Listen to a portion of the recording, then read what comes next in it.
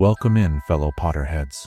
Tonight, beneath the starry ceiling of the Great Hall, we will be going over magical tales from the wizarding world to guide you gently into the realm of dreams. Before we disappear behind the veil of dreams, take a moment to cast your support spell, tap the like button, and join our magical community by subscribing. Also, I'm curious what time it is in your corner of the wizarding world.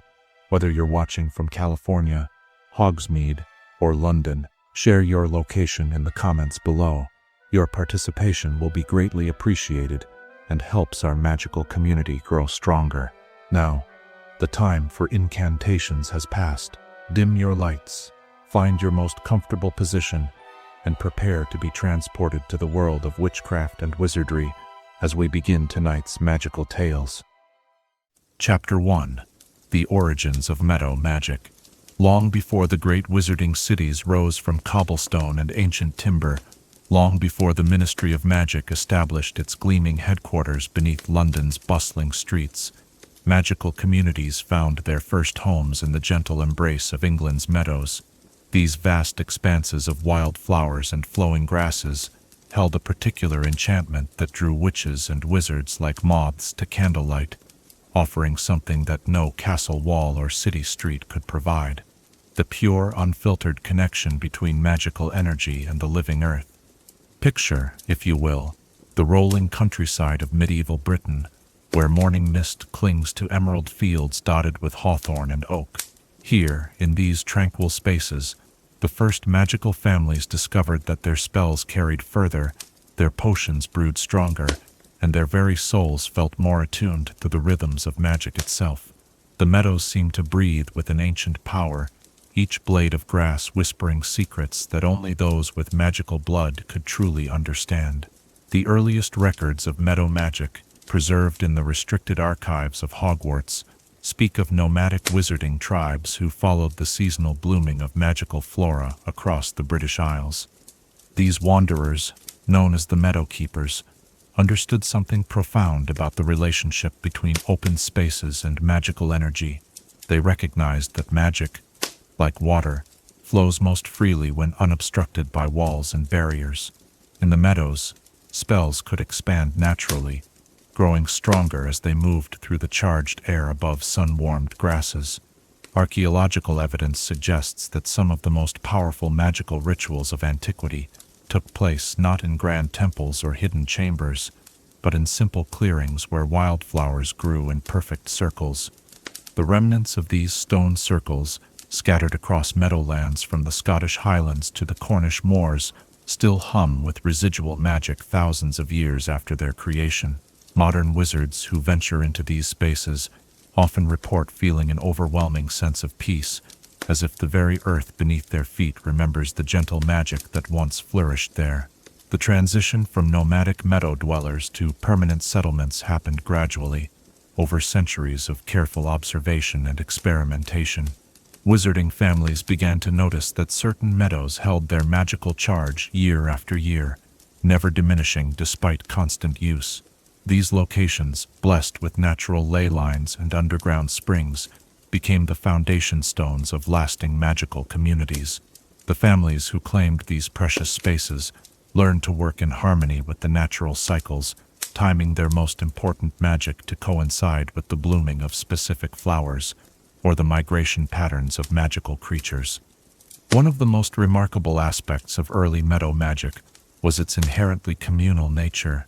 Unlike the solitary practices that would later develop in tower laboratories and hidden chambers, meadow magic required cooperation and shared understanding. Families would gather at dawn during the summer solstice, their children running barefoot through dewy grass, while parents prepared the ancient rituals that would ensure another year of prosperity and protection. These gatherings strengthened not only the magical bonds between community members, but also their connection to the land itself.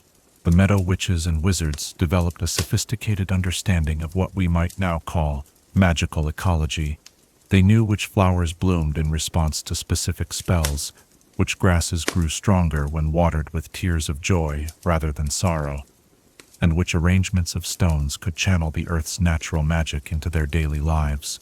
This knowledge, passed down through generations in the form of songs and stories, created a rich tapestry of meadow lore that influenced magical practices for centuries to come. As seasons turned and years flowed like gentle streams, these meadow communities faced their first great challenge: the arrival of Muggle agricultural expansion. The Norman conquest brought systematic farming and land enclosure that threatened to destroy the delicate magical ecosystems that had sustained wizarding families for generations. This crisis forced the magical communities to make difficult choices about concealment and protection. Some families retreated deeper into remote meadows, using powerful concealment charms to hide their homes from Muggle eyes. Others learned to disguise their magical practices as folk traditions, blending seamlessly into the agricultural communities that now surrounded them. The development of concealment magic during this period represents one of the great innovations of meadow-dwelling wizards. They discovered that large-scale illusion charms worked best when anchored to natural features like standing stones or ancient trees. By weaving their spells into the very fabric of the landscape, they could create protective barriers that would last for decades with minimal maintenance. These early concealment techniques would later influence the development of Hogwarts' protective enchantments and the Fidelius charm itself. Trade networks between meadow communities created the first organized magical economy in Britain.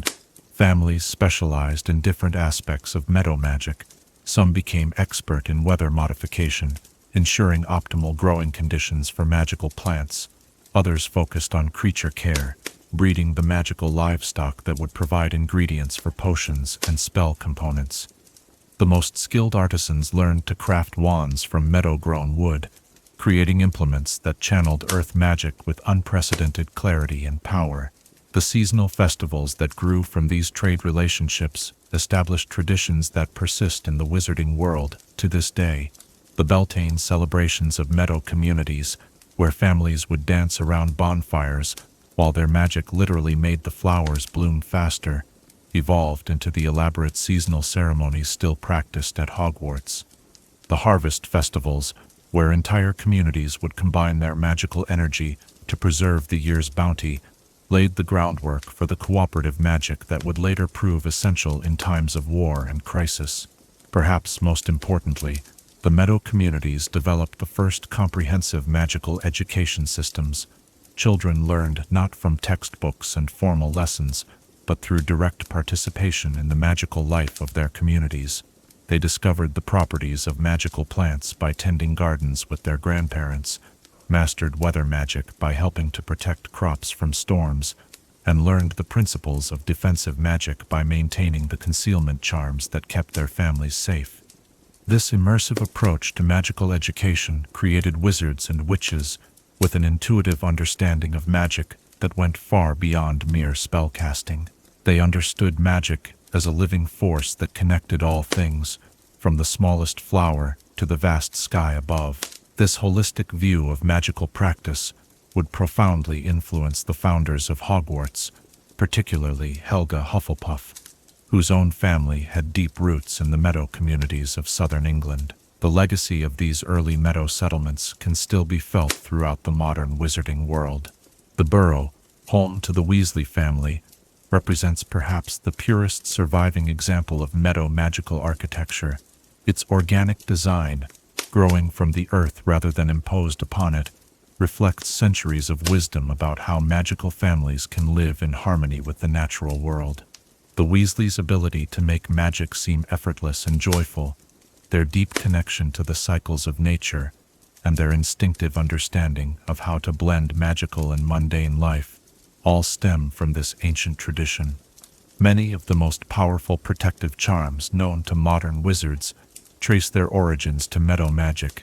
The idea that love and sacrifice create the strongest magical defenses, the understanding that magic works best when rooted in genuine emotion and connection to others, and the knowledge that the most enduring spells are those that work with natural forces rather than against them.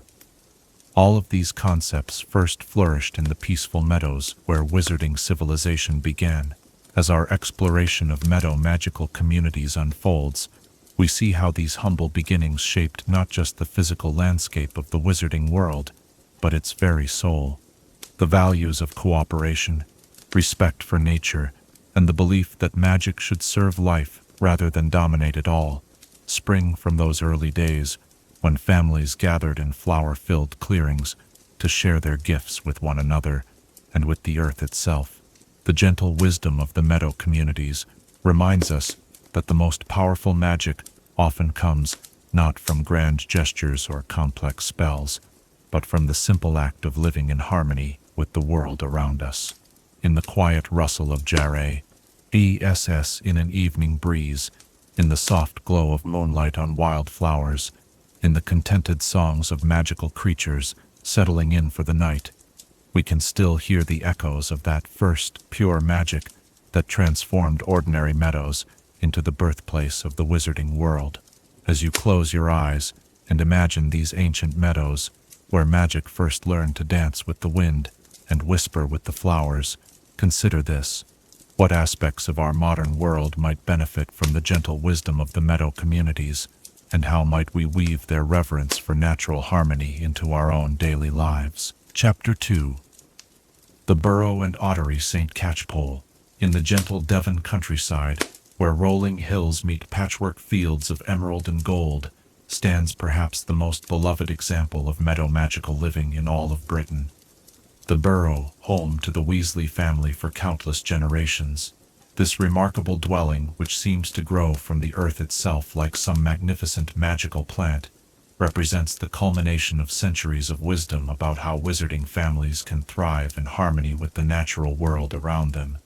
Picture yourself approaching the Burrow on a warm summer evening, when the last rays of sunlight paint the rambling structure in shades of honey and amber.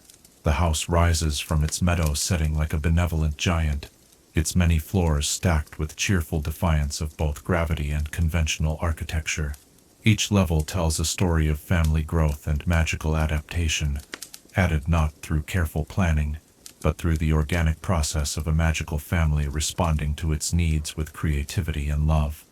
The genius of the Burrow lies not in its impressive height or its defiance of structural engineering, but in how perfectly it embodies the principles of meadow magic. Unlike the imposing stone walls of ancient castles or the rigid geometry of ministry buildings, the Burrow breathes with the landscape around it. Its walls, patched with decades of magical repairs and improvements, seem to pulse with the same gentle rhythm as the wind through the surrounding grasses. The building doesn't dominate its environment. Instead, it participates in the ongoing conversation between magic and nature that has defined this place for generations.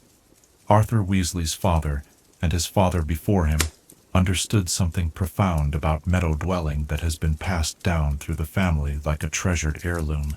They recognized that a magical home should grow and change with its inhabitants, adapting to new needs while maintaining its essential character. The Burrow's famous tendency to expand upward rather than outward reflects this wisdom.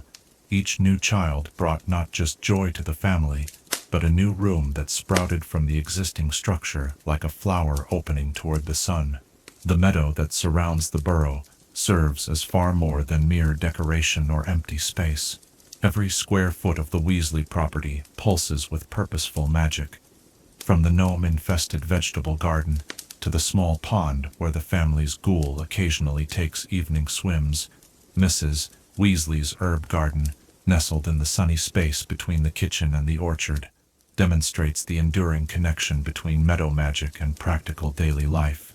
Here, magical and mundane plants grow side by side, their roots intertwining beneath the soil, just as magical and non-magical aspects of life interweave in the Weasley household. The village of Ottery St. Catchpole itself represents a perfect example of how wizarding communities have learned to coexist within the broader Muggle world while maintaining their distinct magical character. Scattered throughout the picturesque Devon countryside, magical families have woven themselves into the fabric of rural life with such skill that most of their Muggle neighbors remain blissfully unaware of the wonders hidden in their midst. The Lovegood's unusual home, the Diggory's well-tended property, and the Fawcett's cottage all contribute to a community that functions as both a thoroughly English village and a thriving center of magical life. This delicate balance between concealment and community reflects centuries of accumulated wisdom about meadow dwelling. The families of Ottery St. Catchpole have mastered the art of being simultaneously visible and invisible, participating fully in village life while protecting the secrets that keep their world safe. When Mr. Weasley chats with Muggle neighbors about the weather, he's not merely being polite. He's continuing a tradition of gentle deception that has allowed magical families to maintain their meadow homes for generations. The daily rhythms of life at the Burrow demonstrate how thoroughly meadow magic has shaped the Weasley family's approach to everything from cooking to child rearing. Weasley's kitchen, the warm heart of the house, operates on principles that would be immediately familiar to the ancient meadow dwellers. Her cooking magic doesn't rely on complex spells or exotic ingredients, but on the simple alchemy of love, intention, and connection to the natural world.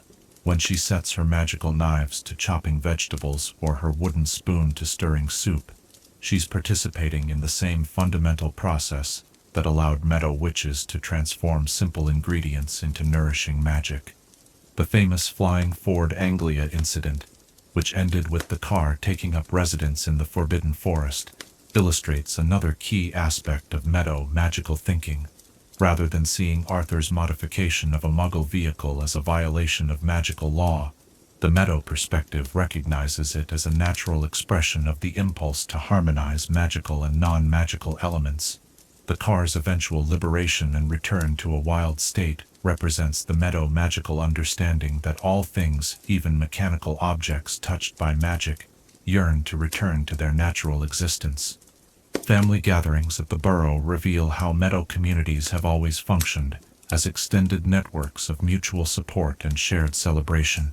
When the house fills with Weasley children, their friends, and various members of the extended magical community, it transforms into something approaching the ancient meadow festivals, where entire communities would gather to share their magic and strengthen their bonds. The infectious joy that characterizes these gatherings, the way magic seems to flow more freely when the house is full of laughter and love, echoes the collective magical practices that sustained meadow communities for centuries. The Burrow's famous clock, which tracks the whereabouts and safety of family members rather than merely marking time, represents perhaps the most perfect expression of meadow magical priorities. This remarkable timepiece reflects the community-centered worldview that has always defined meadow dwelling. In traditional meadow communities, the welfare of the group always took precedence over individual concerns, and families developed sophisticated methods for maintaining awareness of each member's well-being. The Weasley clock continues this tradition with typical magical ingenuity, transforming ancient communal wisdom into a practical tool for modern family life. The garden gnomes that infest the Weasley property, far from being mere pests, represent an important connection to the magical ecosystem that has always characterized healthy meadow communities. These creatures, neither fully wild nor completely domesticated, serve as indicators of the property's magical health. Their persistent presence suggests that the Burrow maintains the proper balance between cultivation and wildness that has always been essential to meadow magic. Mrs. Weasley's periodic gnome removal efforts represent not genuine pest control, but participation in the ancient dance between human magical families and the wild magical creatures that share their space. The Quidditch pitch that the Weasley boys maintain in the meadow behind their house illustrates how recreational magic has evolved from the community celebrations of earlier eras. When the family gathers for evening games, their brooms cutting graceful patterns through the twilight air, they're unconsciously recreating the aerial dances that were once central to meadow magical festivals. The way their games blend competition with cooperation, individual skill with family harmony, reflects the values that have always defined the best aspects of meadow community life. Seasonal celebrations at the Burrow maintain strong connections to the agricultural cycles that once governed all aspects of meadow magical life. Mrs. Weasley's elaborate Christmas preparations, with their emphasis on homemade gifts and family traditions, echo the harvest festivals where meadow communities once celebrated their successful cultivation of magical crops. The way the house itself seems to participate in these celebrations, with decorations that arrange themselves and food that prepares itself, demonstrates how thoroughly the building has absorbed the Meadow magical understanding that homes should be active participants in family life, rather than mere shelters. The protective enchantments that surround the Burrow represent the evolution of ancient Meadow defensive magic, adapted for modern times. These spells, layered over generations like sedimentary rock, create a zone of safety that extends far beyond the house itself. Visitors often comment on the sense of peace that settles over them as they approach the property, a calm that stems not from any single powerful charm, but from the accumulated magic of decades of family love and community connection. The Weasley family's relationship with their magical and non-magical neighbors demonstrates the sophisticated social balance that has always characterized successful Meadow communities. Their friendships with village families like the Diggories show how magical families can maintain deep connections with their peers while still participating in the broader community. This dual citizenship, requiring constant attention to the boundaries between magical and mundane life, has produced generations of wizards and witches with an intuitive understanding of how to navigate complex social situations. When Harry Potter first experienced the warmth and chaos of the Burrow, he was encountering something far more significant than simply an unusual magical house. He was experiencing the living embodiment of Meadow magical values, the belief that families should grow and adapt together, that homes should reflect the personalities of their inhabitants, that magic should serve life rather than dominate it, and that the strongest enchantments are those woven from love and daily kindness rather than complex spells and exotic materials. The enduring appeal of the Burrow, both to characters within the Harry Potter stories and to readers who have fallen in love with the Weasley family, stems from its representation of magic as a natural, joyful part of life rather than something separate from ordinary human experience. In a magical world often divided by conflict and shadowed by dark magic, the Burrow stands as a beacon of the possibility that magic can create rather than destroy, unite rather than divide, and serve the simple but profound goal of helping families flourish in harmony with the world around them. As evening settles over the Devon countryside, and the lights in the Burrow's many windows begin to twinkle like earthbound stars, one can almost hear the echoes of all the Meadow magical communities that came before, their wisdom and values continuing to flourish in this remarkable home, where magic and love have learned to dance together in perfect harmony. In the gentle glow of lamplight spilling from the Burrow's crooked windows onto the meadow grass below, we might ask ourselves, what elements of our own homes and communities could benefit from the Weasley approach to blending magic with daily life, and how might we create spaces that grow and adapt with the people who inhabit them? Chapter 3. Godric's Hollows Surrounding Meadows. Beyond the historic stone cottages and cobbled streets of Godric's Hollow, where autumn leaves dance on evening breezes and lamplight spills warmly from windows, stretch meadows that have witnessed more magical history than perhaps any other grasslands in Britain. These rolling fields, dotted with ancient oak trees and threaded with silver streams, have been silent guardians to some of the most significant moments in wizarding history, their quiet beauty masking depths of magical significance that continue to influence the wizarding world today. The meadows surrounding Godric's Hollow possess a quality that immediately strikes any magical person who walks among their wildflowers and waving grasses.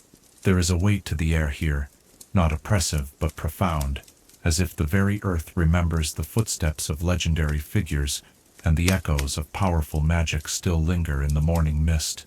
These fields have watched the comings and goings of the Peverell family, sheltered the young Godric Gryffindor as he first discovered his magical gifts, and ultimately became the setting for events that would reshape the entire magical world.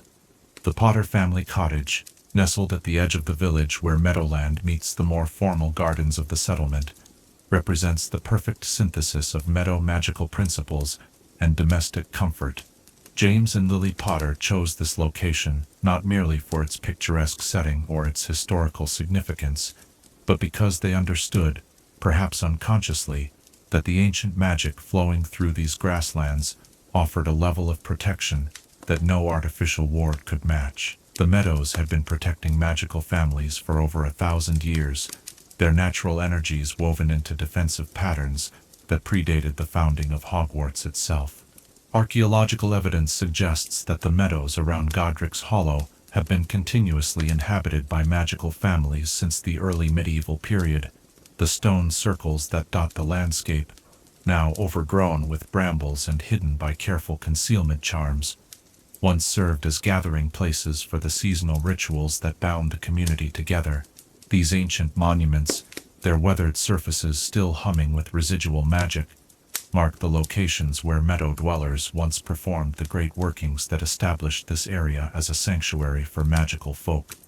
The unique magical flora of the Godric's Hollow Meadows reflects centuries of careful cultivation by families who understood the deep connections between plant life and magical energy. Wild roses that bloom in impossible colors cluster around the ruins of old cottages, their petals shimmering with an opalescent quality that speaks of generations of loving care. Meadowsweet grows in perfect spirals around the ancient oak trees, its honey-scented flowers opening only during the full moon to release spores that strengthen protective enchantments. The grass itself grows in patterns that would seem random to Muggle eyes, but reveal themselves to magical perception as complex runic formations, spelling out blessings and protections in the ancient language of earth magic. The stream that winds through the heart of the meadows, known locally as Gryffindor's Brook, though its true name has been lost to time, serves as more than mere water source for the magical ecosystem. This waterway, spring-fed and crystal clear even in the driest summers, carries magical properties that have made it essential to the area's protective enchantments.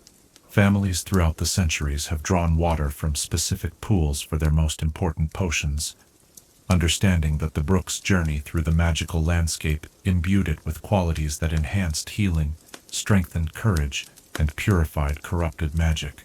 The ancient oak groves scattered throughout the meadows represent living libraries of magical knowledge, their bark scarred with protective runes carved by wizards and witches across the centuries.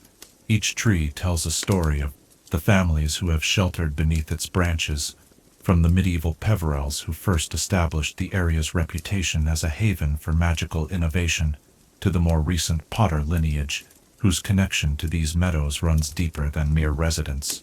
The largest of these oaks, known as the Witness Tree, stands at the precise center of the magical district, its massive trunk bearing the carved symbols of every family that has ever called Godric's Hollow home. The magical creatures that make their homes in these meadows represent a unique ecosystem that has evolved in harmony with centuries of human magical habitation.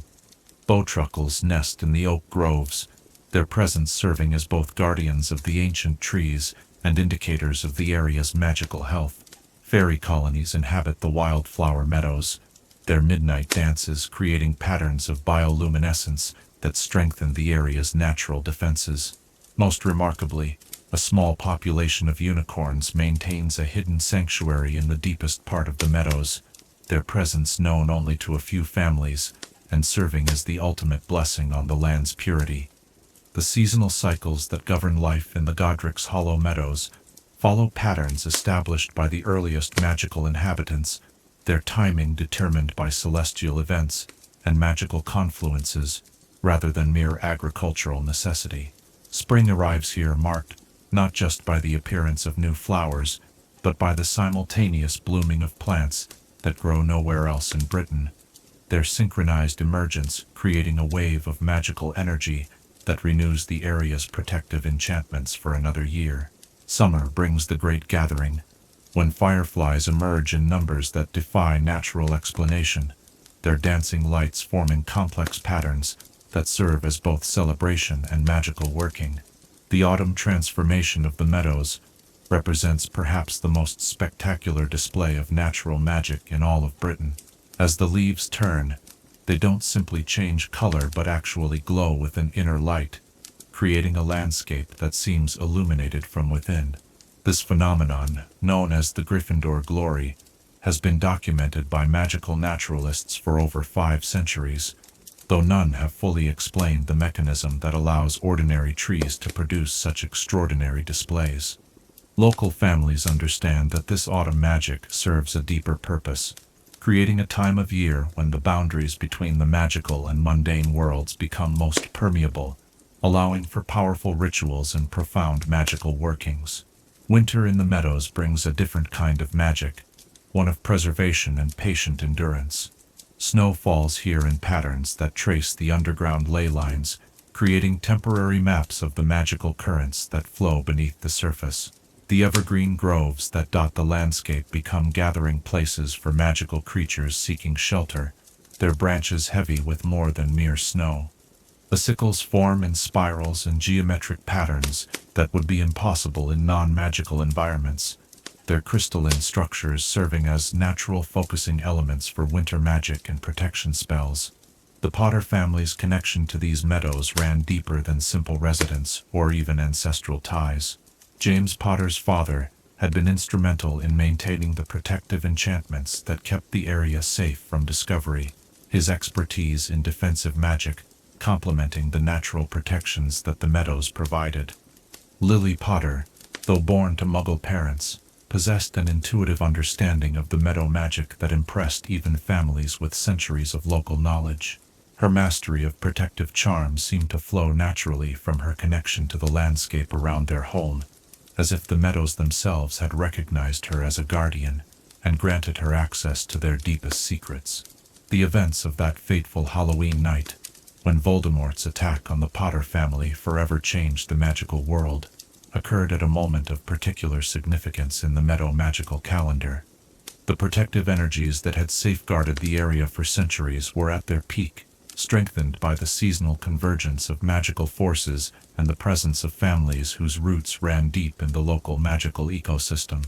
That Lily Potter's ultimate sacrifice occurred within this context, surrounded by meadows that had witnessed centuries of protective magic, may explain why her love-based protection proved so powerful and enduring. The immediate aftermath of that night saw the meadows themselves respond to the tragedy, as if the landscape mourned the loss of guardians who had become part of its essence. Flowers that had bloomed out of season for the Potter family withered overnight, ancient trees dropped their leaves despite the mild weather, and the magical creatures that called the area home retreated deeper into the wilderness. The magical energies that had flowed so freely became subdued, waiting for a time when they might once again serve protectors worthy of their ancient trust. In the years that followed, the meadows around Godric's Hollow became a place of pilgrimage for witches and wizards, seeking to understand the deeper meanings of sacrifice and protection.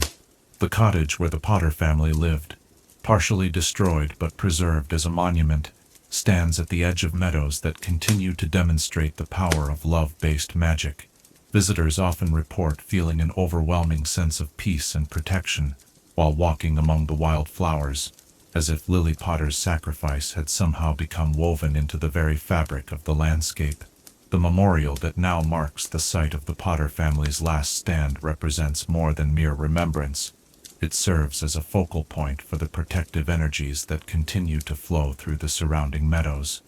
The statue, which appears as different symbols to different viewers, seems to change with the seasons, its appearance shifting to reflect the ongoing cycles of death and renewal that have always characterized meadow magic. Some visitors see the Potter family as they lived. Others witness abstract representations of sacrifice and love, but all report feeling the presence of magic that transcends individual loss and speaks to universal themes of protection and hope. The cottage garden that Lily Potter tended with such care has been preserved and enhanced by magical botanists who understand its significance to the broader ecosystem. The roses she planted continue to bloom with extraordinary vigor, their roots having grown deep into soil that has been blessed by centuries of protective magic. The herbs she cultivated for both magical and mundane purposes have spread throughout the surrounding meadows, creating a living legacy that continues to strengthen the area's natural defenses and provide ingredients for the healing potions that local families have brewed for generations. Harry Potter's return to Godric's Hollow as a young man represented more than a simple pilgrimage to his birthplace. It was a homecoming that the Meadows themselves seemed to recognize and celebrate. The magical energies that had remained subdued since that terrible Halloween night began to stir once more, responding to the presence of someone whose very existence represented the triumph of love over hatred, protection over destruction. The landscape that had sheltered his parents opened itself to Harry with the same generous spirit, offering comfort and connection to a young man who had spent too many years cut off from his magical heritage.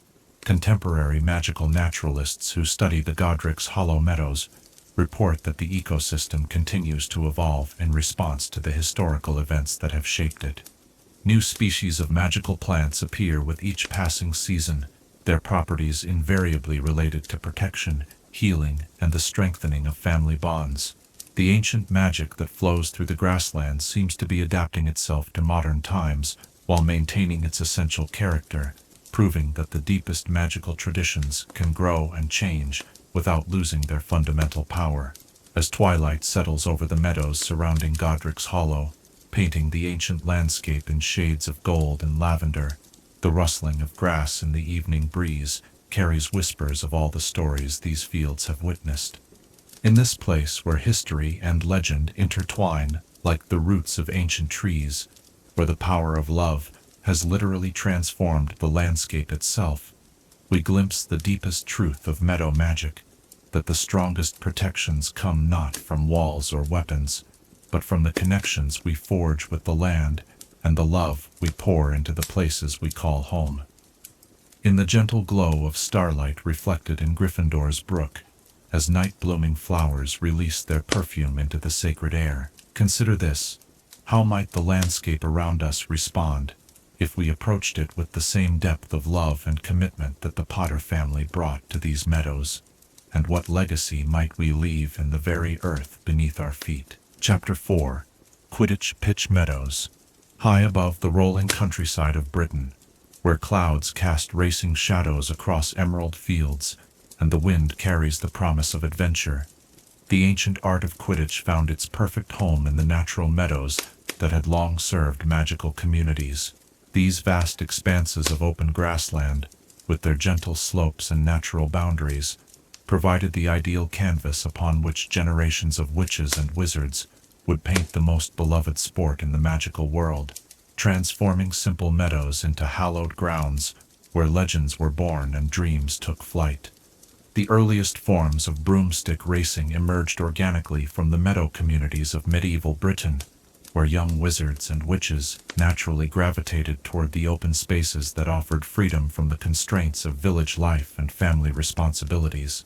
Picture those first tentative flights, nervous teenagers clutching primitive broomsticks as they skimmed barely a foot above the wildflowers, their laughter echoing across meadows that had never before witnessed the joy of magical flight. These informal games, born from the simple desire to test one's courage and skill against friends and neighbors, would eventually evolve into the sophisticated sport that now captivates the entire wizarding world. The transition from casual meadow flying to organized competition occurred gradually over several centuries, driven by the natural competitiveness of magical youth and the growing sophistication of broomstick technology. Meadow communities began hosting seasonal flying festivals, events that combined the ancient traditions of harvest celebrations with the exciting new possibilities offered by aerial sports. These gatherings drew participants from across the countryside, creating the first inter-community competitions and establishing the social networks that would eventually support professional Quidditch leagues. The selection of meadows suitable for Quidditch required careful consideration of factors that went far beyond simple size and accessibility. The ideal Quidditch meadow needed to possess certain magical properties that would enhance rather than interfere with the complex enchantments surrounding the sport. The grass had to grow in patterns that would not confuse the golden snitch's flight path.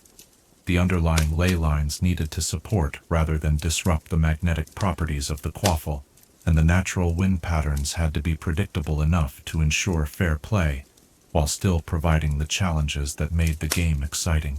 Magical groundskeepers, a specialized profession that emerged specifically to serve the needs of Quidditch, developed sophisticated techniques for preparing and maintaining meadow pitches.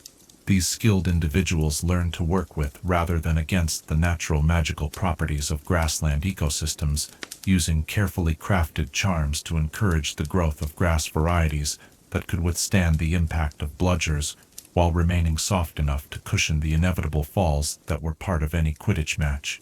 The art of meadow pitch preparation became so refined that experienced groundskeepers could identify the optimal locations for goalposts simply by observing the way morning dew formed on the grass.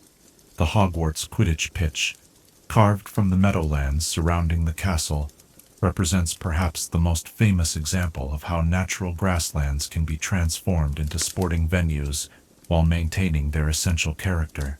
The pitch's location, nestled in a natural depression between rolling hills, takes advantage of the land's inherent protective qualities while providing excellent sightlines for spectators. The ancient magic that flows through the Hogwarts grounds enhances rather than competes with the sport's own enchantments, creating an environment where Quidditch can be played at its highest level while remaining true to its meadow origins. The great stadium used for Quidditch World Cup matches, though temporary structures erected for specific tournaments, are invariably built in meadow settings that have been chosen for their particular magical properties. The selection process for World Cup venues considers not only practical factors like accessibility and crowd capacity, but also the deeper magical currents that flow through the landscape. Tournament organizers seek meadows where the natural energy patterns complement the intense magical activity that accompanies international competition, ensuring that the sport's most important matches take place in environments that enhance rather than diminish the players' abilities. Local Quidditch clubs throughout Britain maintain pitches in meadows that have been passed down through generations of magical families, their boundaries marked not by artificial fences, but by ancient stone markers and carefully cultivated hedgerows. These community pitches, where children take their first flights and amateur teams compete in weekend matches, preserve the intimate connection between Quidditch and the meadow communities that gave birth to the sport. The maintenance of these local pitches represents a labor of love that goes far beyond mere groundskeeping, involving entire families in the ongoing care of spaces that serve as the heart of their magical communities. The seasonal variations that characterize meadow Quidditch add layers of complexity and beauty to the sport that are impossible to replicate in artificial environments. Spring matches, played when the meadows burst with wildflowers and new grass grows thick and soft, offer ideal conditions for learning and experimentation. Summer Quidditch, with its long days and predictable weather patterns, provides the perfect setting for serious competition and the development of advanced skills. Autumn games, where players must navigate through falling leaves and shifting wind patterns, test adaptability and quick thinking in ways that indoor sports simply cannot match. Winter Quidditch in meadow settings represents perhaps the most challenging and spectacular variation of the sport. The snow-covered grasslands create a landscape of pristine beauty that serves as backdrop for matches of extraordinary intensity. Players must contend not only with their opponents, but with weather conditions that can change dramatically over the course of a single game. The sight of Quidditch players soaring over snow-laden meadows, their robes streaming behind them like banners against the gray winter sky, captures something essential about the sport's connection to the natural world, and its roots in the courage of those early meadow flyers. The magical creatures that inhabit Quidditch meadows add an element of unpredictability and wonder that enriches the sport in ways that carefully controlled environments cannot match. Barn owls that nest in the hedgerows surrounding community pitches have been known to join in matches, their flights creating beautiful aerial ballets that complement rather than interfere with the human players. Field mice that live in the grass beneath the goalposts occasionally emerge during quiet moments in matches, their presence serving as a reminder of the living ecosystem that supports the sport. Most remarkably, some ancient meadow pitches are home to wild golden snitches, magical creatures that have chosen to make their homes in locations where their artificial cousins regularly demonstrate the art of elusive flight. The acoustic properties of meadow Quidditch create an auditory experience that adds immeasurably to the sport's appeal. The natural amphitheater effect created by surrounding hills amplifies crowd noise in ways that enhance rather than overwhelm the experience of both players and spectators. The sound of wind through goal hoops, the crack of wood on leather as beaters connect with bludgers, and the distinctive whistle of a snitch in flight all carry further and clearer in meadow settings, creating a symphony of sport that resonates across the landscape. Weather magic employed at meadow Quidditch venues represents some of the most sophisticated atmospheric manipulation in the wizarding world. Rather than simply controlling conditions to create ideal playing environments, skilled weather workers learn to enhance the natural patterns of their local meadows, strengthening beneficial conditions while minimizing dangerous weather without completely eliminating the challenges that make outdoor Quidditch so compelling. This delicate balance between control and wildness reflects the meadow magical understanding that the best magic works with natural forces rather than against them. The traditions and folklore surrounding meadow Quidditch pitches add depth and meaning to matches that goes far beyond simple athletic competition. Many community pitches are blessed with annual ceremonies that connect the upcoming season to the agricultural cycles that have always governed meadow life.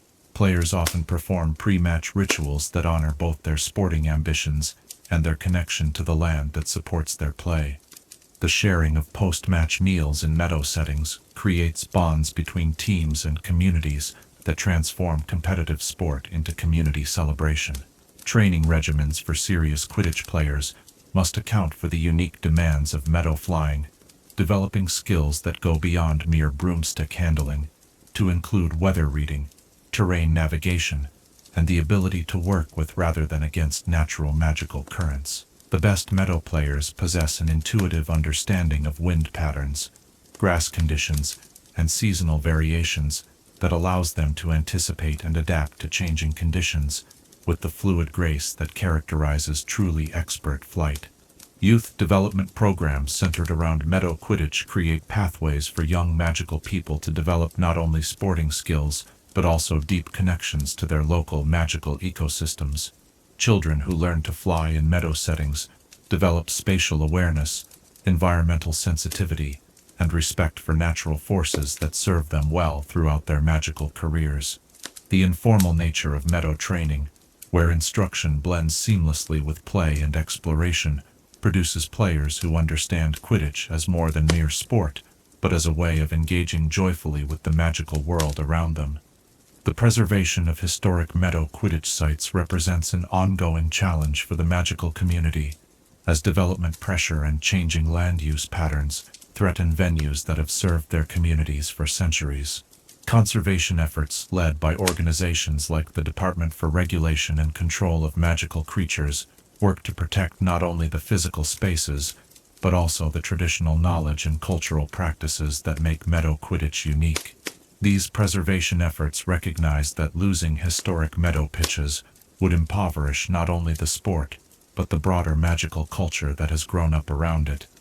Professional Quidditch teams that maintain training facilities in meadow settings often develop distinctive playing styles that reflect the characteristics of their home grounds. Teams that train in windy coastal meadows become known for their ability to handle difficult aerial conditions, while those based in sheltered inland valleys develop the precise technical skills that come from practicing in more controlled environments. These regional variations add richness and diversity to professional Quidditch that would be impossible if all teams trained in identical artificial facilities. International Quidditch has been enriched by the meadow traditions of different magical cultures, each bringing unique approaches to the preparation and use of grassland sporting venues. Irish teams, drawing on centuries of meadow magical tradition, have developed training methods that emphasize harmony between rider and mount in natural settings. Scandinavian Quidditch incorporates the challenges of flying over snow-covered meadows into year-round training regimens that produce players of extraordinary hardiness and adaptability. The future of meadow Quidditch faces both challenges and opportunities as the magical world continues to evolve. While urbanization and modernization create pressure to move sport into controlled indoor environments, a growing movement within the Quidditch community recognizes that the sport's essential character depends on maintaining its connection to the natural meadow settings where it was born. Young players and fans increasingly seek out authentic Meadow experiences, driving renewed interest in community-based Quidditch and traditional playing venues. As twilight descends over Britain's magical meadows, painting the grass in shades of gold and deepening green, the faint sound of Quidditch practice sessions can still be heard echoing across the countryside.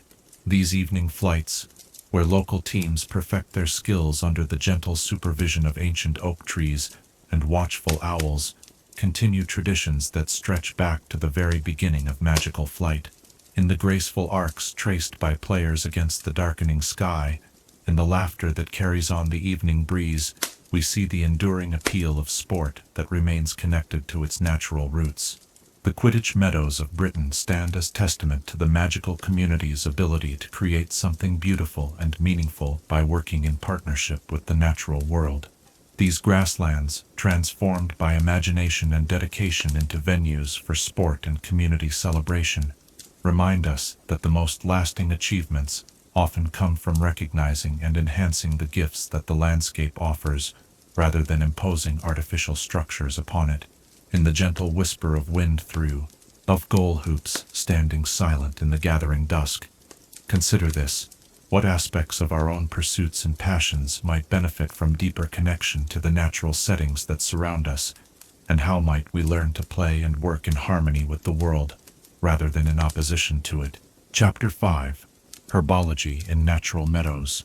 In the early morning hours, when dewdrops cling to spiderwebs like scattered diamonds, and the first rays of sunlight paint the grass in shades of emerald and gold, the meadows of magical Britain reveal their most precious secrets to those who know how to look. Here, among the seemingly ordinary wildflowers and common grasses, grows a botanical treasury that has supplied the wizarding world with potions, ingredients, healing remedies, and magical components for over 1,000 years.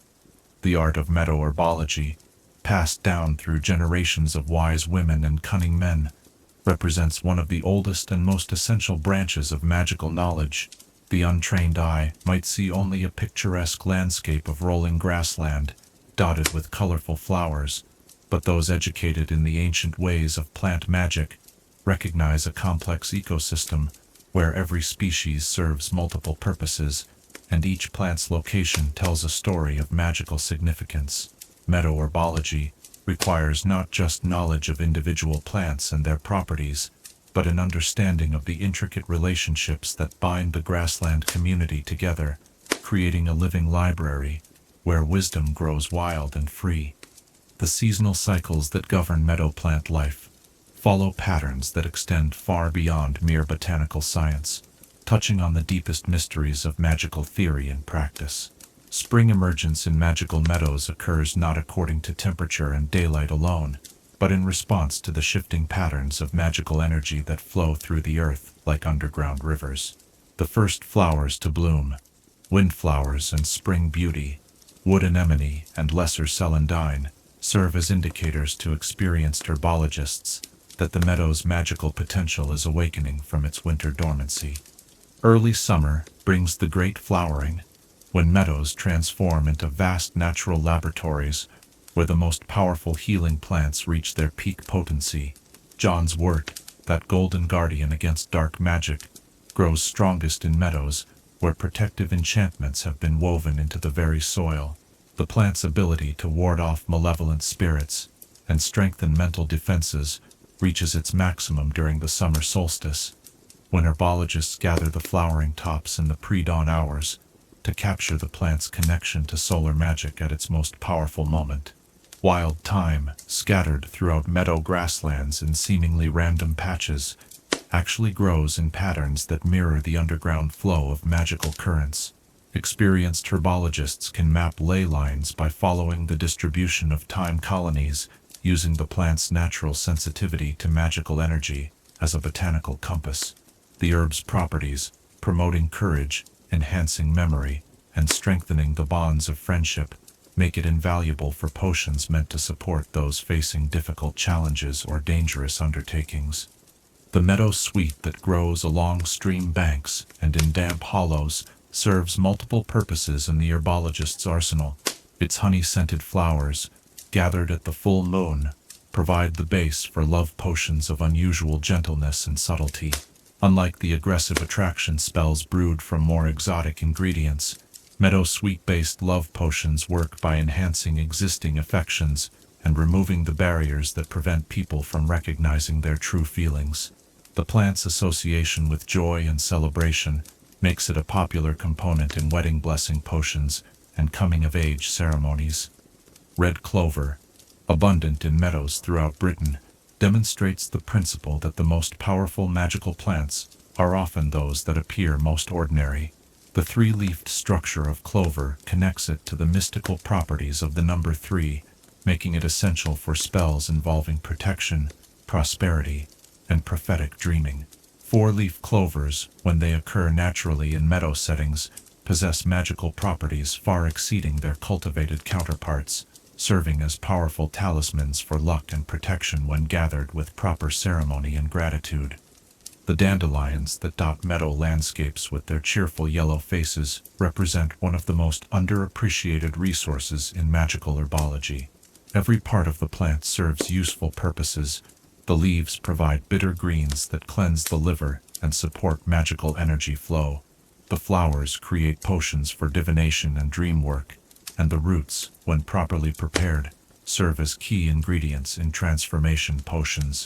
The plant's ability to thrive in almost any condition makes it a symbol of resilience and adaptability, qualities that transfer to those who use dandelion-based remedies. Plantain, known to country folk as the white man's footprint for its tendency to follow human settlement, grows abundantly in meadow pathways and disturbed areas. This humble plant, easily overlooked among more spectacular flowers, possesses remarkable healing properties that make it invaluable for treating magical injuries. Plantain leaves, when chewed fresh and applied to wounds caused by magical creatures or cursed objects, can draw out magical poisons and prevent the spread of dark enchantments through the victim's magical system. The wild roses that climb through meadow hedgerows serve purposes that extend far beyond mere beauty, though their aesthetic contribution to the meadow ecosystem cannot be overlooked. Rose hips, gathered after the first frost has concentrated their magical properties, provide vitamin-rich additions to healing potions, while also serving as protective amulets when carried in small charm bags. The thorns, carefully harvested and prepared according to ancient protocols, create powerful components for defensive magic and boundary spells.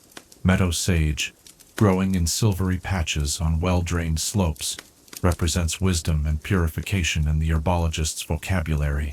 The plant's ability to cleanse negative energy from both spaces and individuals makes it essential for ritual work and magical household maintenance. Burning meadow sage creates smoke that not only purifies, but also enhances mental clarity and spiritual perception, making it invaluable for those engaged in divination or complex magical research. Wild mint, spreading through damp meadow areas in fragrant carpets, provides both culinary and magical benefits to those who know how to harvest it properly. The plant's association with prosperity and protection makes it a popular addition to money-drawing spells and business success potions.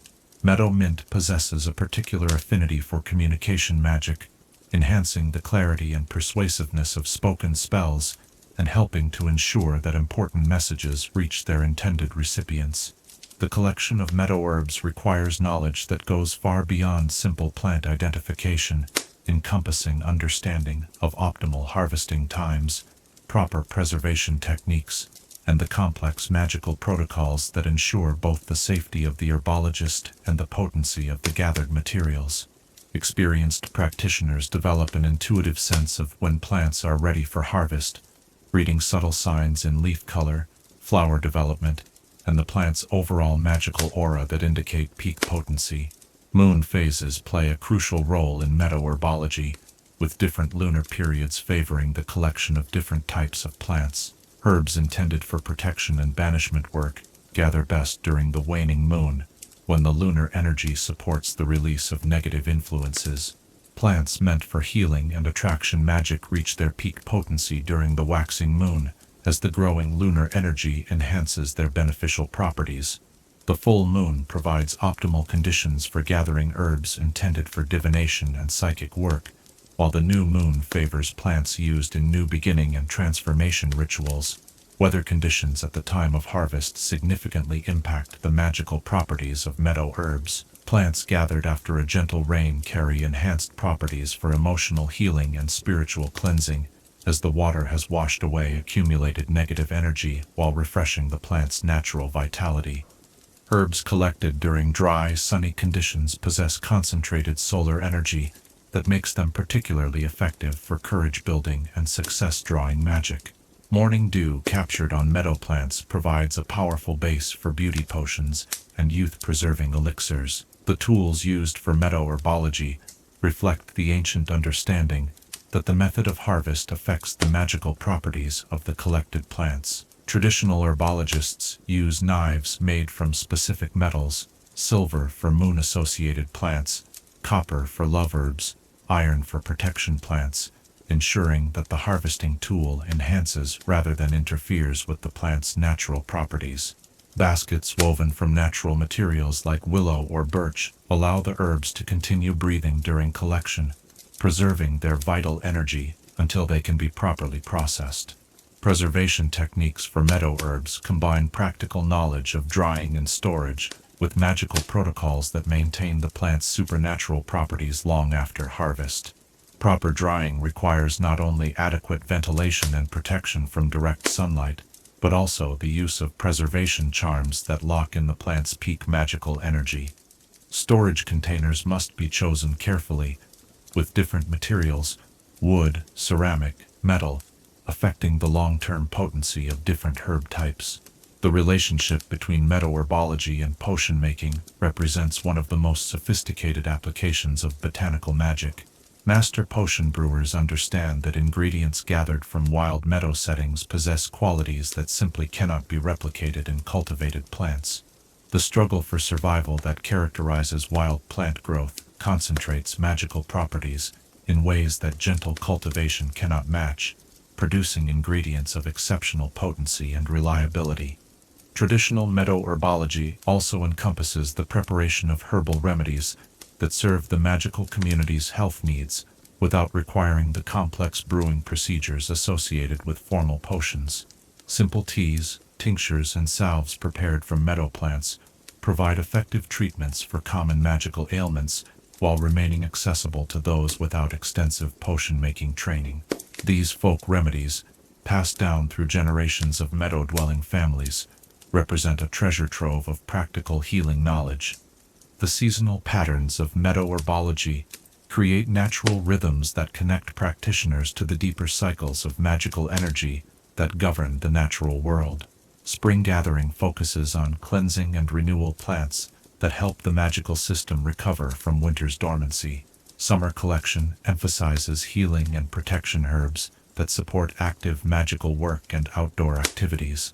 Autumn harvest concentrates on preservation and wisdom plants that prepare practitioners for the introspective work of winter months. Educational aspects of meadow herbology encompass not only the identification and use of individual plants, but also the development of the intuitive skills that allow practitioners to read the subtle signs that indicate a meadow's overall magical health. Students learn to recognize the patterns that reveal underground water sources, areas of concentrated magical energy, and locations where particular types of plants are most likely to thrive. This ecological approach to herbology produces practitioners who understand plants as parts of larger systems rather than isolated specimens. Conservation concerns in meadow herbology reflect the ongoing challenges facing wild magical plant populations as development pressure and changing land use patterns threaten traditional gathering areas. Responsible herbologists follow sustainable harvesting practices that ensure plant populations remain healthy while still providing the ingredients needed for magical work. These practices include gathering no more than 1/3 of any plant population, rotating harvest areas to allow recovery, and actively supporting conservation efforts that protect critical meadow ecosystems. The future of meadow herbology depends on maintaining the delicate balance between honoring traditional knowledge and adapting to changing environmental conditions. Climate change and habitat loss pose significant challenges to wild plant populations, while the increasing urbanization of the magical community threatens the transmission of traditional gathering knowledge. Young herbologists must learn not only the classical teachings, but also new approaches to conservation and sustainable practice that will ensure these invaluable resources remain available for future generations. Research into meadow herbology continues to reveal new applications for traditional plants, while confirming the wisdom of ancient practices. Modern magical botanists use sophisticated analysis techniques to understand the precise mechanisms by which meadow herbs produce their effects, often discovering that traditional uses reflect accurate understanding of complex magical processes that practitioners had recognized through centuries of careful observation. As evening settles over the meadows, and the last light of day illuminates the grass tops with golden fire, the day's herb gathering comes to an end, with baskets full of nature's pharmacy. The ancient partnership between human knowledge and plant wisdom continues in these quiet moments, when herbologists sort their harvest by lamplight, and prepare remedies that will carry the meadow's healing power into homes and communities throughout the magical world. In the gentle rustle of dried herbs hanging from cottage rafters, in the sweet scent of meadow flowers preserved in tiny bottles, we find the essence of a tradition that connects us directly to the earth's generosity and wisdom. The meadows continue to offer their gifts to those who approach with respect, knowledge, and gratitude, ensuring that the ancient art of herbology remains vibrant and relevant in our modern magical world. As moonlight silvers the meadow grasses, where tomorrow's harvest quietly grows, consider this. What wisdom might we gain from approaching the natural world with the same careful attention and respectful gratitude that guides the traditional herbologist? And how might such an approach enrich our understanding of the connections that bind all living things together? Chapter 6. Magical Creatures of the Meadows. In the gentle hours between dawn and full daylight, when shadows still stretch long across the grass and morning mist wraps the meadows in gauze-like veils, the magical creatures that call these grasslands home begin their daily dance of survival, community, and wonder. These beings, from the tiniest pixie to the most majestic unicorn, have evolved alongside human magical communities for centuries, creating an intricate ecosystem where the boundaries between the mundane and the magical blur like watercolors in the rain. The fairy populations that inhabit Britain's magical meadows represent perhaps the most numerous and diverse group of magical creatures to be found anywhere in the wizarding world. Unlike their forest-dwelling cousins, meadow fairies have adapted to life in open spaces, developing community structures and magical abilities that complement the grassland environment they call home. These diminutive beings, no larger than a human thumb, possess an intelligence and social complexity that continues to surprise even experienced magizoologists who have spent decades studying their behavior. Meadow fairy colonies organize themselves around the blooming cycles of wildflowers, with different fairy families specializing in the care and cultivation of specific plant species. The dandelion fairies, easily recognized by their golden gossamer wings and sunny dispositions, serve as the meadow's primary weather predictors, their ability to sense atmospheric changes days in advance, making them invaluable allies to farmers and herbologists who depend on favorable conditions for their work. When dandelion fairies begin reinforcing their flower homes with extra silk and storing emergency food supplies, wise observers know that storms are approaching. The clover fairies, distinguished by their emerald green coloration and their tendency to travel in groups of 3, possess remarkable abilities in the realm of luck magic. These creatures can influence probability in small but significant ways, ensuring that important events unfold favorably for those who have earned their friendship through respectful treatment of meadow ecosystems. Their presence in a meadow can be detected by the unusual frequency of 4-leaf clovers and the tendency for lost objects to turn up in convenient locations. Cornflower fairies, with their brilliant blue wings that shimmer like captured sky, specialize in memory magic and the preservation of knowledge. These scholarly creatures maintain extensive libraries within hollow grass stems, recording the history of their meadows in microscopic script that can only be read with the aid of powerful magnifying charms. Their archives contain detailed accounts of weather patterns, plant growth cycles, and the comings and goings of both magical and mundane visitors spanning centuries of meadow life. The bowtruckles that inhabit the scattered trees within meadow environments differ significantly from their forest relatives, having developed more social behaviors and a greater tolerance for human presence. Meadow bowtruckles often form loose confederations that span multiple trees, creating communication networks that allow them to share information about threats and opportunities across wide areas. Their ability to camouflage themselves as twigs and bark makes them excellent sentries, and many meadow communities have benefited from early warnings provided by observant bowtruckle watchmen. Pixie communities in meadow settings display remarkable organizational skills, creating elaborate underground tunnel systems that connect favored gathering spots across vast areas of grassland.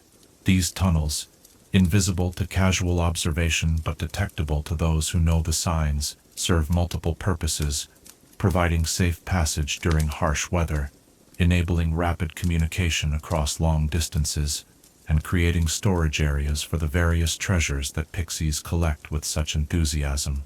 The entrance holes, carefully concealed among grass roots and wildflower clusters, can be identified by the faint blue glow they emit during moonlit nights. Garden gnomes, despite their reputation as mere lawn ornaments in the mundane world, represent one of the most industrious magical species to inhabit meadow environments. True gnomes, as opposed to their decorative imitations, serve as the unofficial groundskeepers of magical meadows, maintaining the delicate balance between cultivation and wildness that characterizes healthy grassland ecosystems. Their nocturnal activities, aerating soil, redistributing seeds and controlling pest populations, contribute significantly to the vitality of meadow plant communities. The relationship between gnomes and wizarding families reflects centuries of mutual cooperation and occasional conflict. Gnomes appreciate the protection that human magical settlements provide, but they also value their independence and can become territorial when they feel their contributions are unappreciated. The periodic gnome expulsions practiced by families like the Weasleys represent not genuine pest control, but rather a ritualized negotiation that allows both species to maintain their dignity while acknowledging their interdependence. Puffskeins, those round, furry creatures beloved by magical children throughout Britain, thrive in meadow environments, where their diet of insects and small magical pests helps maintain the ecological balance. Wild puffskein populations follow complex migration patterns that correspond to the seasonal abundance of their preferred food sources, creating a natural pest control system that benefits both magical and mundane agriculture. Their gentle nature and amusing antics make them welcome visitors to most meadow communities, though their tendency to multiply rapidly requires occasional population management. The unicorn populations that grace certain protected meadows represent the apex of magical creature magnificence, their presence serving as the ultimate indicator of an ecosystem's purity and magical health. These noble beings choose their habitats with extraordinary care, settling only in meadows where the magical energies flow cleanly and the human inhabitants demonstrate genuine respect for natural harmony. The sight of unicorns grazing peacefully in morning meadows has inspired countless works of magical art and literature, their ethereal beauty serving as a reminder of the wonder that can flourish when magic and nature exist in perfect balance. Young unicorns, known as foals, display a curiosity about human activities that their adult relatives typically avoid, occasionally approaching meadow dwellers who possess particularly pure hearts or strong connections to natural magic.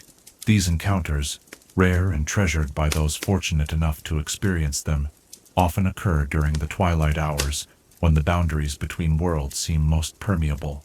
The silver tracks that unicorn hooves leave in dewy grass fade quickly, but their presence lingers in the enhanced growth of flowers and the strengthened protective enchantments that surround blessed meadows. The strolls, those winged skeletal horses that remain invisible to most wizards, occasionally visit meadow communities during their nocturnal hunts. These misunderstood creatures, feared by many for their association with death, actually serve important ecological functions by cleaning carrion and maintaining the natural cycles that prevent disease and decay from disrupting meadow harmony. Their ability to navigate between the world of the living and the realm of the dead makes them valuable allies for those engaged in necromantic research or communication with departed spirits. The Strall's presence in meadow environments often coincides with significant historical events or locations where powerful magic has left lasting impressions on the landscape. Their sensitivity to emotional resonance allows them to detect places where strong feelings, love, sacrifice, courage, or tragedy, have imprinted themselves on the very earth. Meadows visited regularly by the Stralls often become sites of pilgrimage for witches and wizards seeking to understand the deeper mysteries of life and death. Grindylows, though primarily aquatic creatures, occasionally venture into the streams and ponds that dot meadow landscapes, particularly during their breeding seasons. These aggressive water demons require careful management to prevent them from disrupting the peaceful coexistence that characterizes healthy meadow ecosystems. Experienced magizoologists have developed techniques for redirecting grindylow populations toward more suitable habitats, while maintaining the natural water features that support meadow wildlife. The kappa populations found in some British meadow streams represent an interesting example of magical creature adaptation to new environments. Originally native to Japanese waters, these creatures arrived in Britain through magical transportation networks and have gradually adapted to local conditions.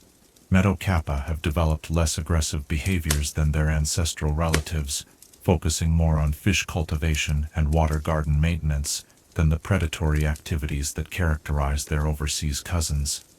Doxies, those troublesome fairy-like creatures often found infesting older magical homes, also maintain wild populations in certain meadow environments.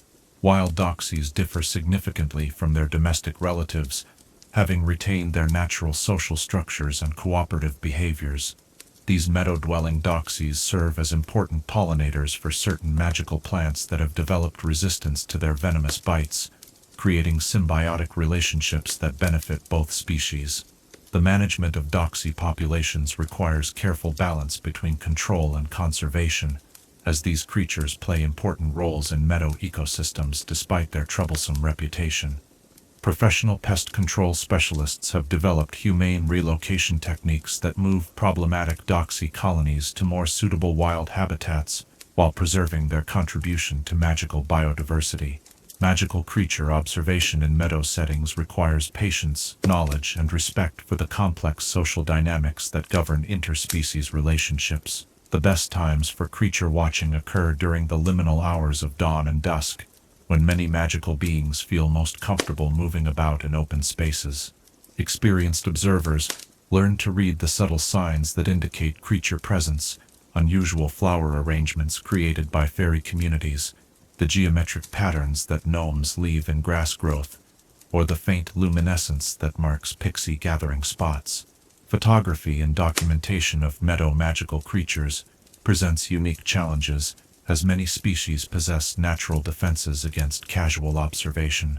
Traditional cameras often fail to capture fairy images, while the movement patterns of creatures like bowtruckles and gnomes make them difficult to track with conventional methods. Magical photography techniques, combined with respectful observation practices, allow researchers to document creature behaviors while minimizing disruption to natural patterns. Conservation efforts for meadow magical creatures focus on habitat preservation and the maintenance of the delicate ecological relationships that support diverse magical wildlife populations. Climate change, agricultural intensification, and urban development all pose threats to traditional creature habitats, requiring active intervention to ensure species survival. Conservation organizations work closely with meadow communities to develop management practices that support both human needs and creature welfare. Educational programs that introduce young witches and wizards to meadow magical creatures help foster the next generation of conservationists and creature specialists. These programs emphasize observation skills, ecological understanding, and the development of empathy for non-human magical beings. Students learn not only creature identification and behavior, but also the ethical principles that should guide all interactions with magical wildlife. Research into meadow creature intelligence continues to reveal surprising depths of cognitive ability and emotional complexity among species once dismissed as simple magical pests. Recent studies have documented problem-solving behaviors, tool use, and sophisticated communication systems among creatures previously thought to operate on instinct alone. These discoveries challenge traditional assumptions about the boundaries between human and creature intelligence, while opening new avenues for interspecies cooperation. The seasonal migrations that characterize many meadow magical creatures create natural calendars that help human communities track the changing patterns of magical energy throughout the year. The arrival of certain fairy species signals optimal times for specific magical workings, while the departure of other creatures indicates periods when protective vigilance should be increased. Understanding these natural cycles allows meadow dwellers to align their activities with the rhythms of the magical ecosystem. Veterinary care for meadow magical creatures requires specialized knowledge that combines traditional healing techniques with understanding of creature-specific magical properties. Healers who specialize in creature medicine must learn to work with beings whose magical natures may interfere with conventional treatment methods. The development of creature-friendly healing practices has led to innovations in magical medicine that benefit both human and non-human patients. The economic impact of meadow magical creatures extends far beyond their immediate ecological contributions, encompassing tourism, research, and the various industries that depend on creature-derived materials. Responsible creature tourism provides income for meadow communities, while funding conservation efforts and educational programs. The harvesting of creature products, fairy silk, unicorn hair, bowtruckle bark, must be managed carefully to ensure sustainable practices that don't harm creature populations. Legal protections for meadow magical creatures reflect the growing recognition of their importance to magical ecosystem health and their rights as sentient beings. Legislation governing creature habitats, hunting restrictions, and conservation requirements continues to evolve as understanding of creature needs and behaviors improves. The enforcement of these protections requires cooperation between government agencies, conservation organizations, and local communities. As moonlight transforms the meadow into a silver landscape where reality and magic dance together in perfect harmony, the creatures that call this place home settle into their nighttime routines. Fairy lights twinkle among the flower heads, gnomes emerge for their nocturnal gardening duties, and the distant sound of unicorn hoofbeats whispers across the grass like a half-remembered dream. In these moments, the meadows reveal their true nature as sanctuaries, where the magical and mundane worlds meet in peaceful coexistence. The ongoing story of magical creatures in meadow environments reminds us that conservation is not just about preserving individual species, but about maintaining the complex web of relationships that allow entire ecosystems to flourish. Each creature, from the humblest pixie to the most majestic unicorn, plays a vital role in the meadow's magical ecology, contributing to a balance that benefits all inhabitants. In the gentle rustling of grass that might be wind or might be tiny footsteps, in the glimmer of light that could be stars or fairy wings, consider this: how might our own communities benefit from the same spirit of cooperation and mutual respect that allows such diverse magical creatures to thrive together in the peaceful sanctuary of the meadows? Chapter 7: Ancient Meadow Rituals. Long before the great wizarding institutions established their formal ceremonies and standardized magical practices, the meadow communities of ancient Britain developed a rich tapestry of seasonal rituals that connected their daily lives to the deeper rhythms of magical energy flowing through the natural world. These sacred observances, performed in stone circles hidden among wildflowers and oak groves scattered across rolling grasslands, created bonds between human magical communities and the living landscape that sustained them through countless generations of joy and hardship. The origins of meadow ritual practice stretch back to the earliest days of magical settlement in Britain, when wandering tribes of witches and wizards first recognized that certain grasslands possessed extraordinary concentrations of natural magical energy. These nomadic peoples, guided by shamans and wise women who could read the subtle signs written in wind patterns and wildflower growth, established the first ceremonial sites in meadow clearings, where multiple ley lines converged beneath the earth like underground rivers of power. Archaeological evidence suggests that the earliest meadow rituals were primarily concerned with seasonal transitions and agricultural cycles, reflecting the intimate connection between magical communities and the land that provided their sustenance. Stone circles dating from this period, their weathered surfaces still humming with residual enchantments, mark locations where entire communities would gather to perform the great workings that ensured favorable weather, protected crops from magical pests, and maintained the delicate balance between the human and natural worlds.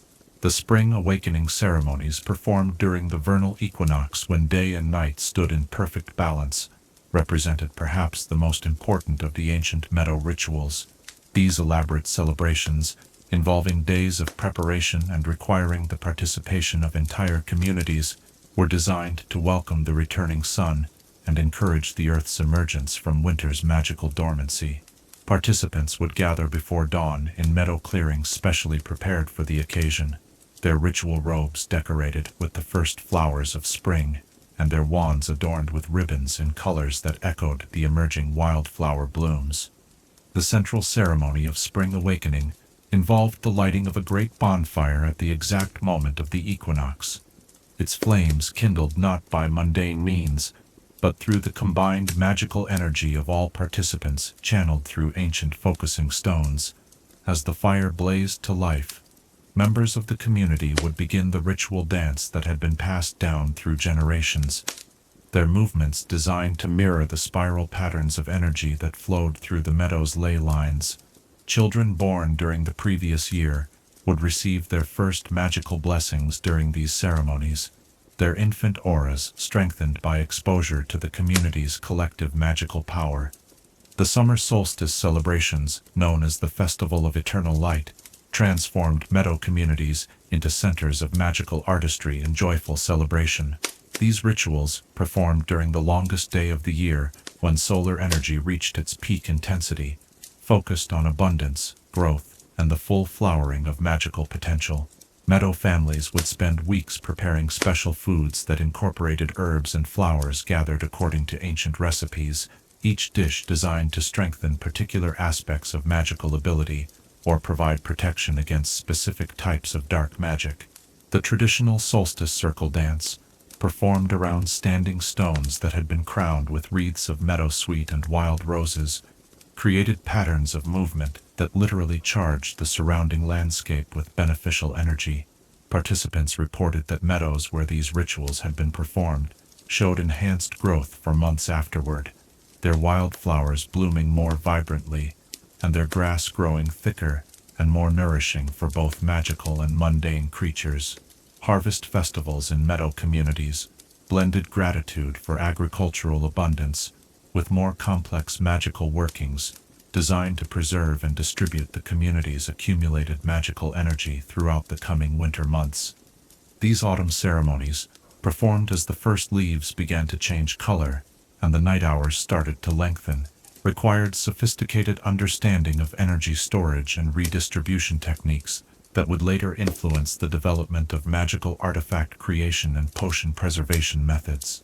The centerpiece of harvest rituals was the creation of the community blessing stone, a large piece of local granite or limestone that would be charged with protective energy through a complex ceremony involving all members of the community.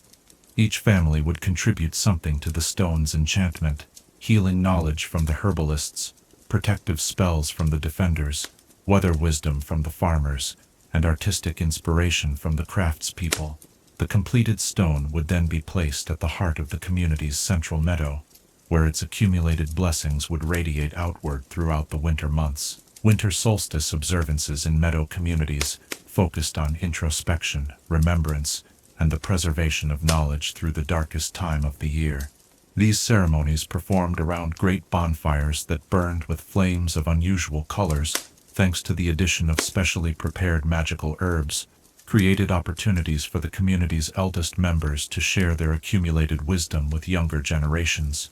The longest night of the year was considered the optimal time for prophetic visions and communication with departed ancestors, whose spirits were believed to draw closer to the living world during this liminal period. The ritual of starlight memory, performed at midnight on the winter solstice, allowed participants to preserve important experiences and knowledge in crystalline formations that grew naturally in certain meadow springs.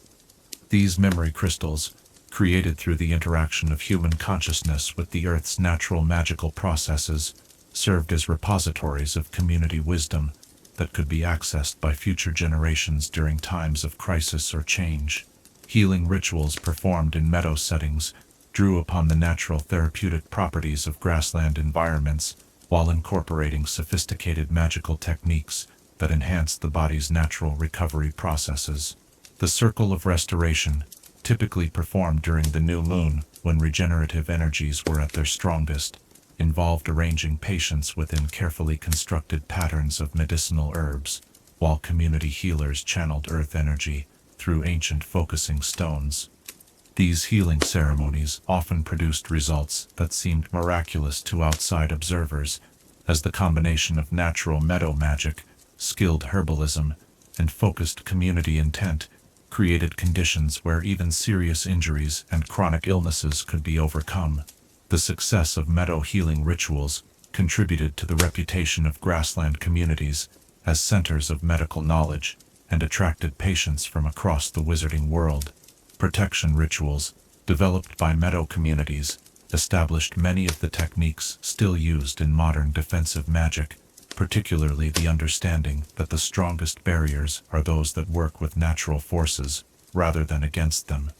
The Ward of Living Earth, created through a complex ceremony involving the entire community working in concert over several days, wove protective enchantments into the very fabric of the meadow landscape, making it nearly impossible for hostile forces to approach without detection. These protective rituals required intimate knowledge of the meadow's natural magical currents and the ability to harmonize human magical energy with the Earth's own defensive systems. The resulting protection was both subtle and extraordinarily effective, turning would-be attackers away through confusion and misdirection rather than direct confrontation. Many historic meadow communities survived periods of magical conflict, specifically because their protection rituals made them effectively invisible to hostile forces. Coming-of-age ceremonies in meadow communities emphasized the individual's connection to the natural world and their responsibility to serve as stewards of the community's magical heritage. Young people approaching magical maturity would undertake vision quests that involved spending several days alone in designated wilderness areas, learning to survive using only natural magic, and developing personal relationships with the spirits of place that governed their local environment.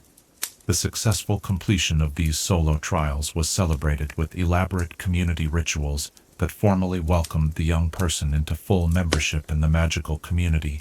These ceremonies included the granting of adult names, often inspired by visions received during the wilderness trials, and the presentation of personally crafted magical tools that reflected the individual's unique gifts and calling. Marriage rituals performed in meadow settings created bonds that were believed to be blessed by the earth itself, with couples exchanging vows in stone circles or beneath ancient oak trees, while the entire community served as witnesses. These ceremonies typically took place during the spring or summer months, when the meadow's life force was at its strongest, ensuring that the new union would be supported by the full power of natural fertility and growth magic.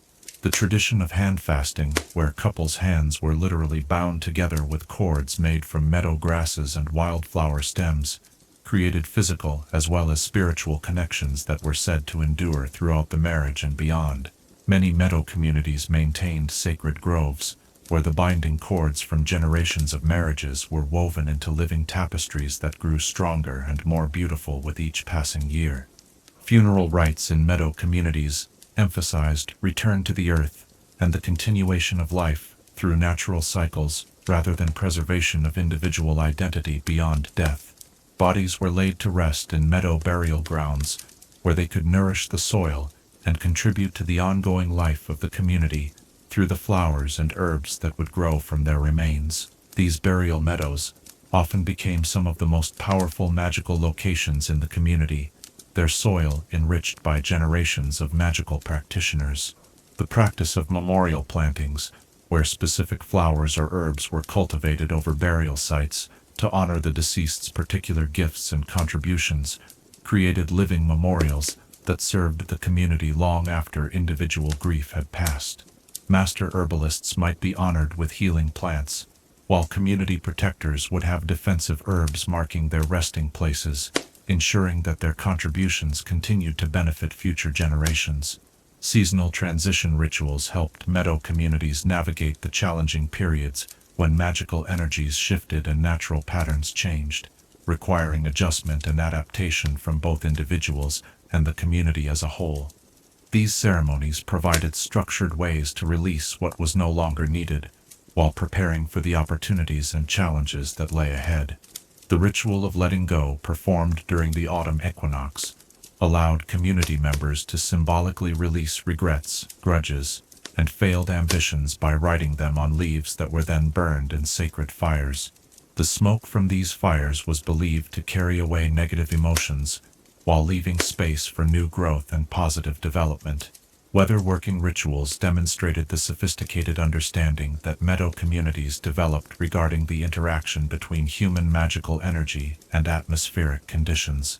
Rather than attempting to control weather through force, these ceremonies worked to harmonize with natural weather patterns, while gently encouraging conditions that would benefit the community's needs. The Dance of the Four Winds, performed during periods of drought or excessive rainfall, involved community members positioning themselves at the cardinal directions around a central meadow, while performing movements that mimicked and encouraged beneficial weather patterns. These rituals were so effective that neighboring Muggle communities often experienced improved weather conditions without understanding the magical assistance they were receiving. Divination rituals performed in meadow settings took advantage of the natural clarity and heightened perception that grassland environments provided to those sensitive to magical currents. The practice of cloud reading, where trained seers would interpret the shapes and movements of clouds as they passed overhead, provided communities with advance warning of everything from weather changes to approaching visitors. Ground scrying, involving the careful observation of patterns in grass growth, wildflower distribution, and insect activity, allowed experienced practitioners to gather information about distant events and future possibilities. These techniques required years of training to master, but provided meadow communities with intelligence networks that kept them informed about developments throughout the magical world. Modern magical researchers have documented the continuation of many ancient meadow ritual practices in contemporary wizarding communities, though often in modified forms that reflect changed circumstances and evolving understanding. The seasonal celebrations still observed at Hogwarts and other magical institutions trace their origins to these ancient grassland ceremonies, while many family magical traditions preserve elements of meadow ritual practice. The study of ancient meadow rituals continues to provide insights into magical theory and practice that remain relevant to contemporary wizards and witches. The emphasis on working with natural forces rather than against them, the understanding of magic as a community resource rather than individual power, and the recognition that the strongest magic often requires patience and long-term commitment, all represent wisdom that originated in the meadow communities of ancient Britain.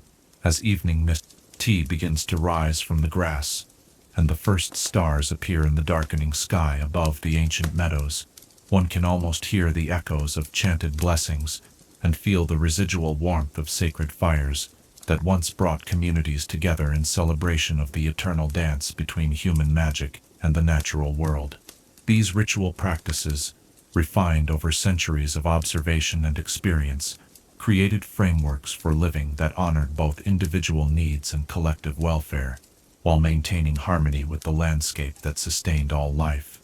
The legacy of ancient meadow rituals reminds us that the most powerful magic often emerges not from complex spells or exotic ingredients, but from the simple act of gathering together with intention and gratitude to acknowledge our place in the larger web of existence. In the gentle whisper of evening wind through grass and the soft glow of fireflies beginning their nightly dance, we can still feel the presence of the sacred traditions that shaped magical practice for countless generations. The peaceful stillness of meadow twilight, where ancient stone circles stand silent, sentinel over secrets older than written history. Consider this: what rituals and traditions might we create in our own lives to honor the changing seasons and strengthen our connections to the natural world that sustains us all? Chapter 8. Weather Magic and Meadows. Above the rolling expanse of Britain's magical meadows, where clouds gather and disperse in patterns that speak to those who know how to read the sky's ancient language, weather magic reaches its most sophisticated and beautiful expression.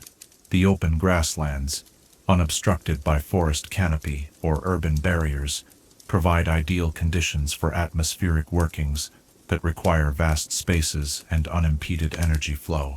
Here, where earth meets sky in an endless horizon of possibility, generations of weather workers have developed their craft into an art form that blends scientific understanding with intuitive wisdom and profound respect for the natural forces that govern all life. The relationship between meadow dwellers and atmospheric magic stretches back to the earliest days of wizarding settlement in Britain, when nomadic magical communities first recognized that certain grasslands possessed unique properties that enhanced their ability to influence weather patterns. These ancient weather workers, known as sky readers and storm shepherds, understood that successful atmospheric magic required not the domination of natural forces, but the gentle guidance of existing weather systems toward outcomes that benefited both magical and mundane communities. The fundamental principle underlying meadow weather magic rests on the understanding that the atmosphere above grasslands operates as a living system, one that responds to intention and emotion as readily as it does to temperature and pressure.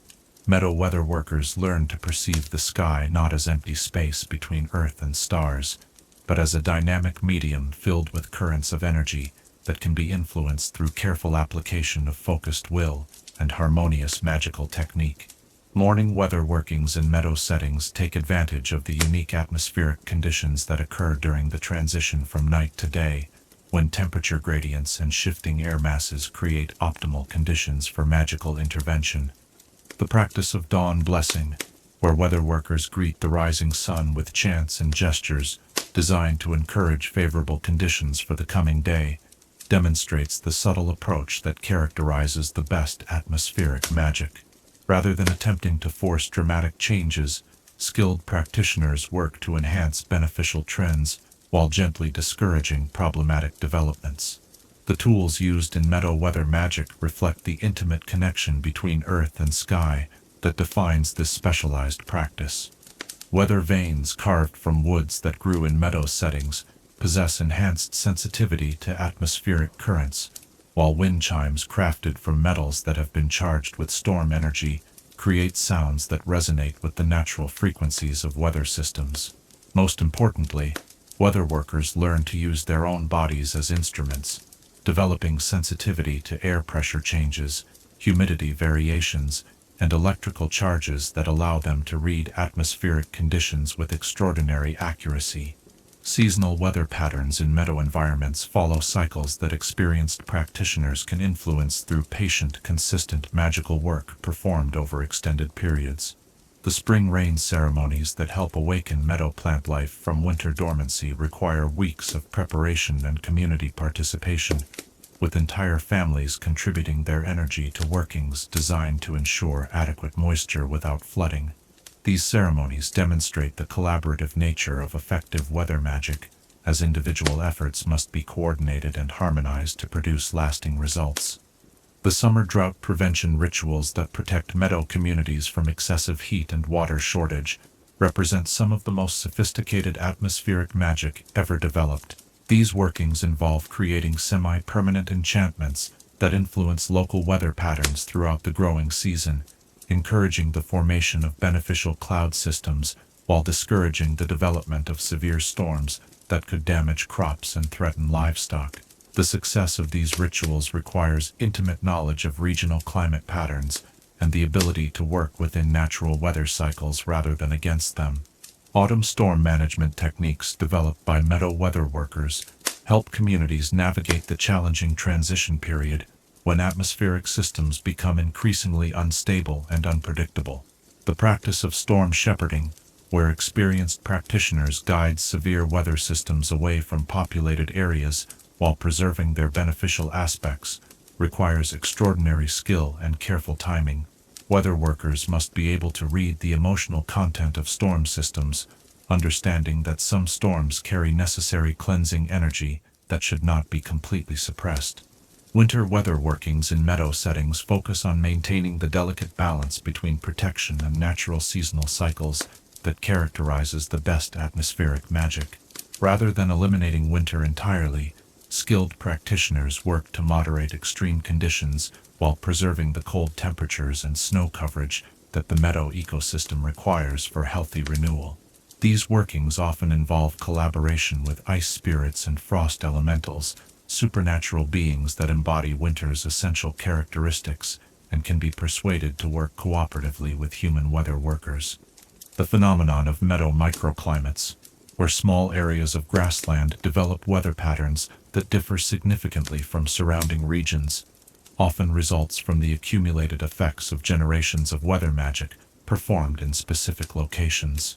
These protected zones, where temperatures remain moderate year-round and precipitation falls in optimal patterns, serve as refuges for both magical and mundane species during periods of extreme weather.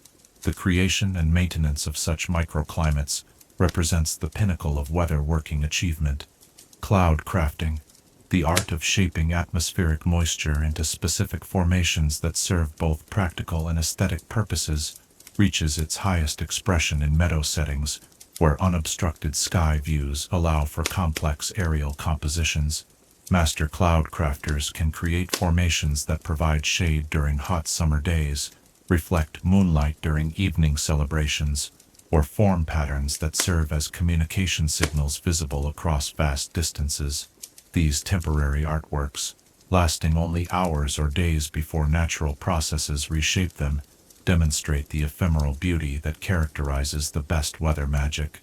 The relationship between Meadow weather workers and atmospheric creatures adds complexity and richness to the practice of sky magic. Wind sprites, ethereal beings that ride air currents and delight in games of chase and aerial acrobatics, often serve as allies and informants for human weather workers who treat them with appropriate respect. Thunderbirds, massive magical creatures whose wing beats can influence storm formation and whose presence indicates significant atmospheric disturbances, require careful negotiation and diplomatic skill from practitioners who encounter them during their workings.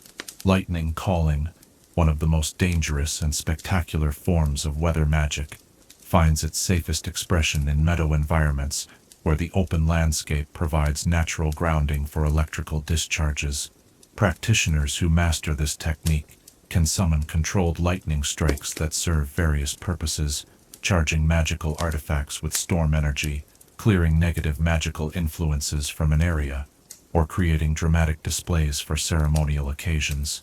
The practice requires extensive safety precautions and should never be attempted without proper training and protective equipment. Rain dancing traditions, originating in the earliest Meadow communities and still practiced in modified forms today, demonstrate the intimate connection between physical movement and atmospheric magic. These ceremonial dances, performed in patterns that mirror the spiral movements of weather systems, create resonances between human energy and atmospheric currents that encourage precipitation in drought-stricken areas.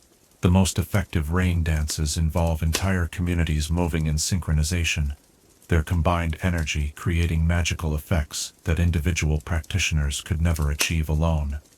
Wind weaving, the practice of directing air currents to carry scents, sounds, or magical influences across long distances, provides Meadow communities with sophisticated communication networks that operate independently of more conventional magical messaging systems. Skilled wind weavers can encode complex messages in shifting air currents, ensuring that important information reaches its intended recipients even when other forms of communication are disrupted. The technique also serves practical purposes, carrying the fragrance of protective herbs throughout community territories, or dispersing beneficial magical energies across wide areas. The study of pressure magic, involving the manipulation of atmospheric pressure to create various effects, has applications that extend far beyond weather control. Changes in air pressure can influence human and animal behavior, affect the growth rates of magical plants, and alter the effectiveness of certain types of spells and potions. Meadow weather workers who master pressure magic can create zones of enhanced magical activity during important rituals, or reduce atmospheric stress during community gatherings. Temperature regulation techniques developed in meadow settings allow weather workers to moderate extreme heat and cold without completely eliminating seasonal variation. These subtle workings, often imperceptible to casual observation, can make the difference between successful harvests and crop failure, between comfortable outdoor activities and dangerous exposure conditions. The most skilled practitioners can create temperature gradients that guide weather systems along desired paths while maintaining the natural thermal cycles that healthy ecosystems require. Fog crafting, the creation and manipulation of ground-level clouds, serves multiple purposes in meadow magical communities.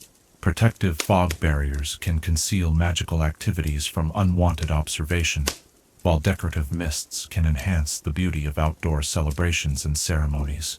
Healing fogs, charged with therapeutic herbs and beneficial magical energies, provide treatment for respiratory ailments and help purify the air in areas affected by magical contamination. Atmospheric divination, the practice of reading future events through observation of cloud formations, wind patterns, and other weather phenomena, requires years of training to master, but provides weather workers with extraordinary predictive abilities.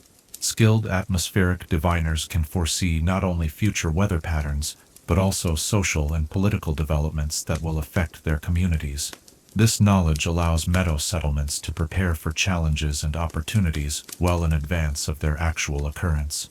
The ethical considerations surrounding weather magic emphasize the responsibility that comes with the ability to influence atmospheric conditions that affect entire regions. Weather workers must balance their community's immediate needs against the broader requirements of regional ecosystems and neighboring populations. The uncontrolled use of weather magic can have cascading effects that extend far beyond the intended target area, making cooperation and communication with other magical communities essential for responsible practice. Training programs for aspiring weather workers combine theoretical study with extensive practical experience under the guidance of master practitioners. Students must develop not only magical skill but also deep understanding of meteorology, ecology, and the complex interactions between atmospheric systems and other environmental factors. The curriculum includes safety protocols, ethical guidelines, and diplomatic skills necessary for negotiating with atmospheric creatures and coordinating workings with other magical practitioners. Modern weather magic in meadow settings faces challenges from climate change, air pollution, and the increasing complexity of global weather systems. Contemporary practitioners must adapt traditional techniques to address new conditions while preserving the essential wisdom that has guided atmospheric magic for centuries. Research into innovative approaches that combine ancient knowledge with modern understanding continues to expand the possibilities for beneficial weather working. International cooperation among weather workers has become increasingly important as global climate patterns affect local weather systems throughout the world. Meadow communities that once operated independently now participate in coordinated efforts to address large-scale atmospheric problems that require resources and expertise from multiple magical traditions. These collaborative efforts demonstrate the potential for weather magic to contribute to solutions for environmental challenges facing both magical and mundane communities. The preservation of traditional weather working knowledge remains a priority for meadow communities, as urbanization and modernization threaten to interrupt the transmission of atmospheric magic from older to younger generations.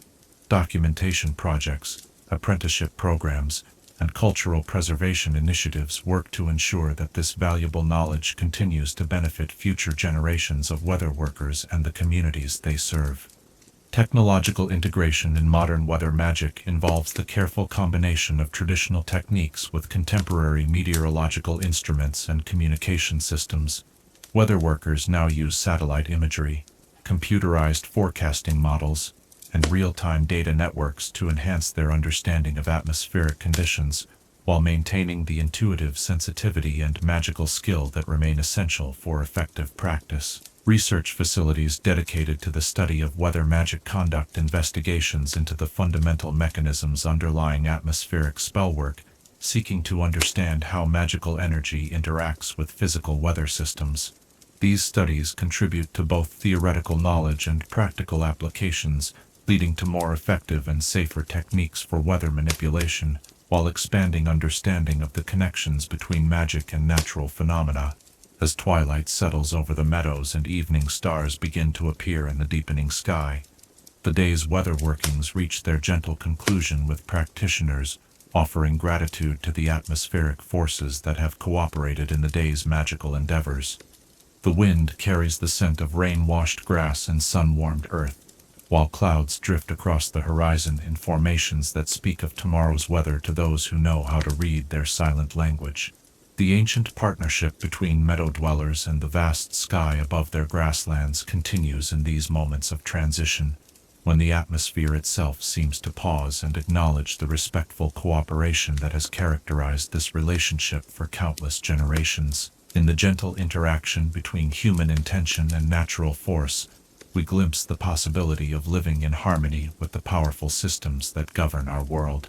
In the soft whisper of wind through grass, and the distant rumble of thunder promising rain for tomorrow's flowers, consider this: how might we learn to work more cooperatively with the natural forces in our own lives, and what wisdom might we gain from approaching challenges with the same patient persistence that guides the meadow weather worker? Chapter 9.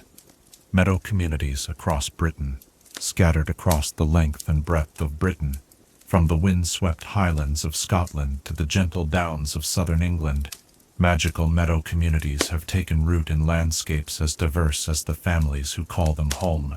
Each settlement, shaped by the unique characteristics of its local environment and the cultural traditions of its inhabitants, contributes to a rich tapestry of meadow magical life that reflects both regional variations and shared values that have bound these communities together for over a millennium.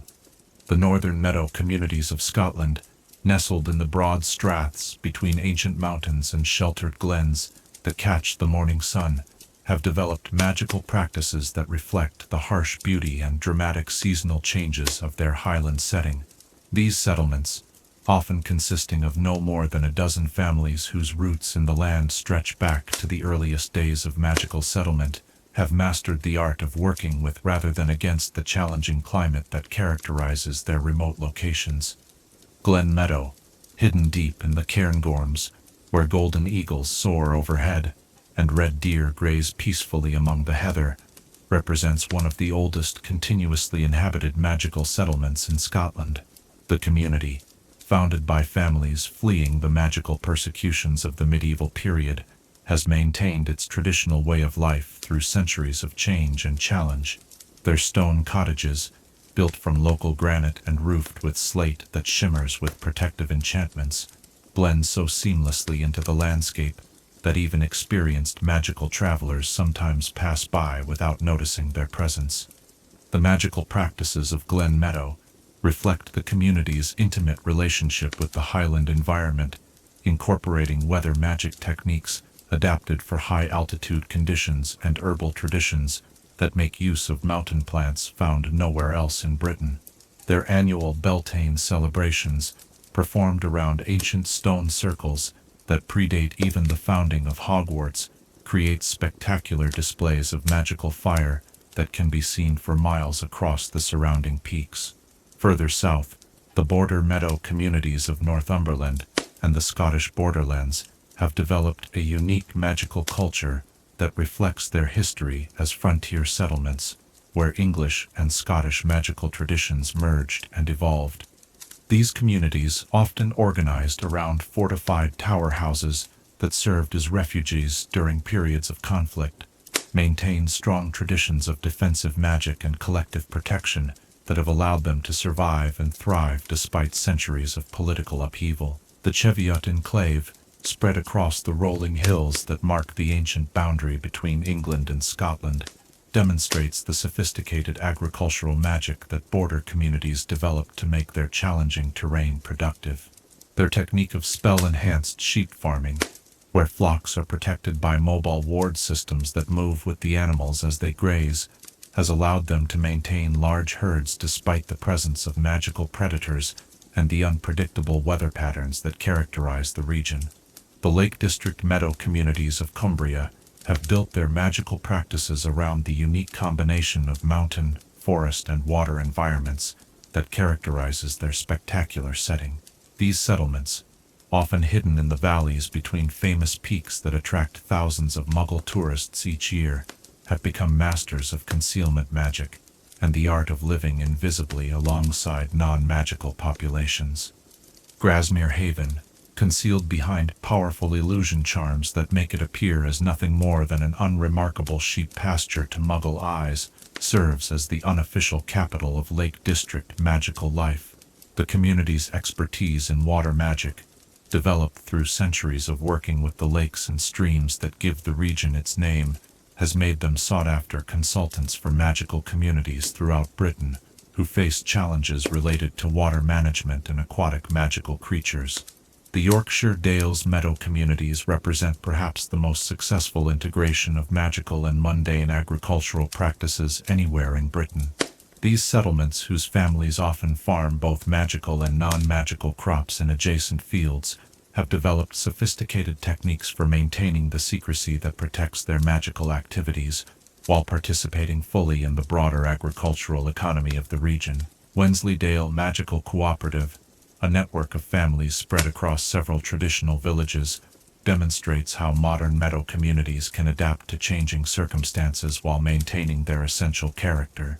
Their magical cheese-making operations, which produce varieties that enhance magical abilities and provide protection against certain types of curses, supply specialty shops throughout the wizarding world, while maintaining the traditional appearance of ordinary Dales farming.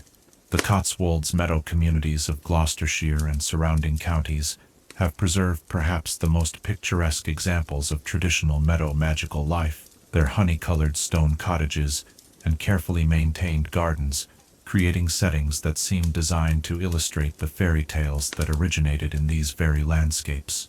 These communities, many of which have maintained the same family names and magical traditions for over 6 centuries, serve as living museums of meadow magical culture. Little Wickham, hidden in a fold of hills where ancient dry stone walls and medieval field patterns create a landscape unchanged since the Middle Ages, maintains traditions of domestic magic that have been refined over generations of practice. Their expertise in household enchantments, from self-cleaning cottages to gardens that tend themselves, has made their techniques highly sought after by magical families throughout England, who seek to simplify their domestic responsibilities. The Dorset Meadow communities of southern England have developed magical practices that take advantage of their region's mild climate and proximity to the sea, creating unique traditions that blend terrestrial meadow magic with coastal influences. These settlements, often located in the hidden valleys that cut through the chalk downs, maintain strong connections to both ancient British magical traditions and the continental European practices brought by generations of magical immigrants. The Purbeck Peninsula Enclave, hidden within the dramatic landscape of limestone cliffs and hidden valleys, has become renowned for their mastery of stone magic and the creation of magical artifacts from the unique geological formations of their region. Their techniques for charging crystals and gemstones with meadow energy have created a thriving trade in magical focusing stones and protective amulets that are prized throughout the wizarding world. The East Anglian meadow communities, spread across the vast flatlands of Norfolk, Suffolk, and Cambridgeshire, have adapted their magical practices to work with the unique challenges and opportunities presented by their expansive, sky-dominated landscape. These settlements, often built around ancient churches and village greens that conceal much older magical sites, have become masters of large-scale agricultural magic and weatherworking. Fenland Magical Collective, a network of families whose territory spans the reclaimed marshlands between Cambridge and the Wash, demonstrates the sophisticated drainage and land management magic that these communities developed to make their challenging environment productive. Their techniques for managing water levels, preventing flooding, and maintaining soil fertility have applications throughout the magical world wherever communities face environmental challenges. The Devon and Cornwall Meadow communities of southwest England have preserved magical traditions that reflect the region's Celtic heritage and its long history as a gateway between Britain and the broader magical world. These settlements, often hidden in the calms and valleys that cut through the moors, maintain practices that blend ancient druidic knowledge with innovations developed through centuries of contact with magical travelers from across Europe and beyond. Dartmoor Circle, a loose confederation of families scattered across the wild moorland that gives the region its name, has become famous for their expertise in working with wild magical creatures and their mastery of the ancient stone circles that dot their landscape. Their annual gatherings, where families from across the moor come together to share knowledge and coordinate their magical activities, continue traditions that stretch back to the Bronze Age. The Welsh Meadow communities represent a unique branch of Meadow magical culture that has preserved aspects of ancient Celtic practice while adapting to the mountainous landscape and distinct cultural identity of Wales. These settlements, often built around ancient hill forts and sacred groves, maintain strong traditions of bardic magic and the use of music and poetry in magical practice. The Brecon Beacons Enclave, hidden among the rolling hills and hidden valleys of central Wales, has developed magical practices that incorporate traditional Welsh musical forms and poetic structures into their spellwork. Their technique of using harp music to enhance and direct magical energy has influenced musical magic throughout the wizarding world, while their mastery of weather working in mountainous terrain has made them valued consultants for communities facing similar challenges. The communication networks that connect these diverse meadow communities across Britain represent one of the great achievements of meadow magical culture.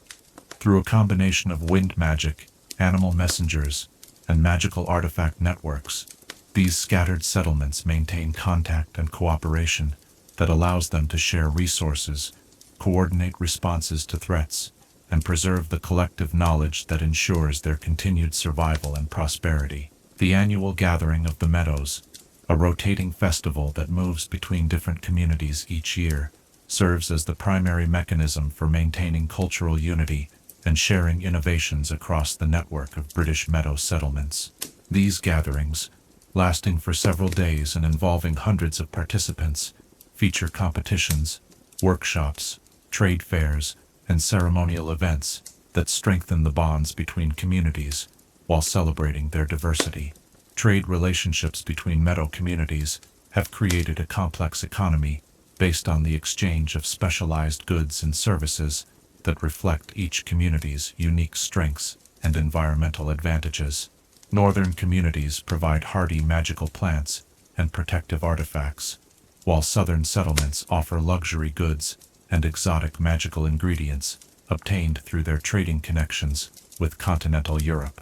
The political structure of the Meadow Community Network operates on principles of consensus and mutual aid rather than formal hierarchy, with each settlement maintaining its independence while participating in collective decision-making processes when issues affect multiple communities. This decentralized approach has proven remarkably resilient, allowing the network to adapt to changing circumstances while maintaining its essential character. Educational exchanges between meadow communities ensure that young magical people have opportunities to learn techniques and traditions from across the network, preventing the isolation that could lead to stagnation and decline.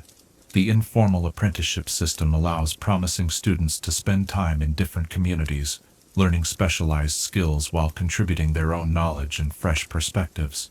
Defense coordination between meadow communities has evolved into a sophisticated early warning system that can rapidly mobilize resources to protect any settlement that faces threats from dark wizards, magical creatures, or other dangers. This mutual defense network, based on ancient oaths of loyalty and cooperation, has successfully protected the meadow communities through numerous conflicts and crises. Conservation efforts coordinated across the meadow community network address environmental challenges that affect all settlements, from climate change to habitat loss, to the introduction of invasive magical species. These collaborative projects demonstrate the network's ability to work together on long-term initiatives that benefit the entire magical ecosystem. Modern challenges facing the meadow community network include pressure from urban development, changes in agricultural practices that affect traditional magical ecosystems, and the need to adapt ancient traditions to contemporary circumstances while preserving their essential character. The community's response to these challenges demonstrates their resilience and adaptability while maintaining their commitment to the values that have sustained them for centuries. Cultural preservation initiatives within the Meadow Community Network work to document and maintain traditional knowledge, crafts, and practices that might otherwise be lost as older generations pass away and younger people face the attractions of modern wizarding life. These efforts include oral history projects, craft workshops, and the establishment of community archives that preserve important cultural materials. The influence of meadow communities on broader wizarding culture extends far beyond their numerical representation, as their innovations in agriculture, herbology, creature care, and sustainable magic have influenced practices throughout the magical world. Many techniques now considered standard in magical education originated in the practical wisdom of meadow communities. Research collaborations between meadow communities and magical institutions like Hogwarts create opportunities for academic study of traditional practices, while providing communities with access to modern magical theory and technique. These partnerships demonstrate the ongoing relevance of meadow magical knowledge while ensuring that traditional wisdom continues to evolve and adapt. Future prospects for the Meadow Community Network depend on their ability to maintain their essential character while adapting to changing circumstances in the broader magical world.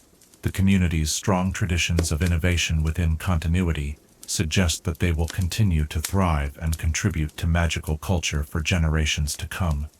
As evening settles over the meadows of Britain, from the Highland glens to the Cornish moors, lights begin to twinkle in cottage windows scattered across the landscape like earthbound stars.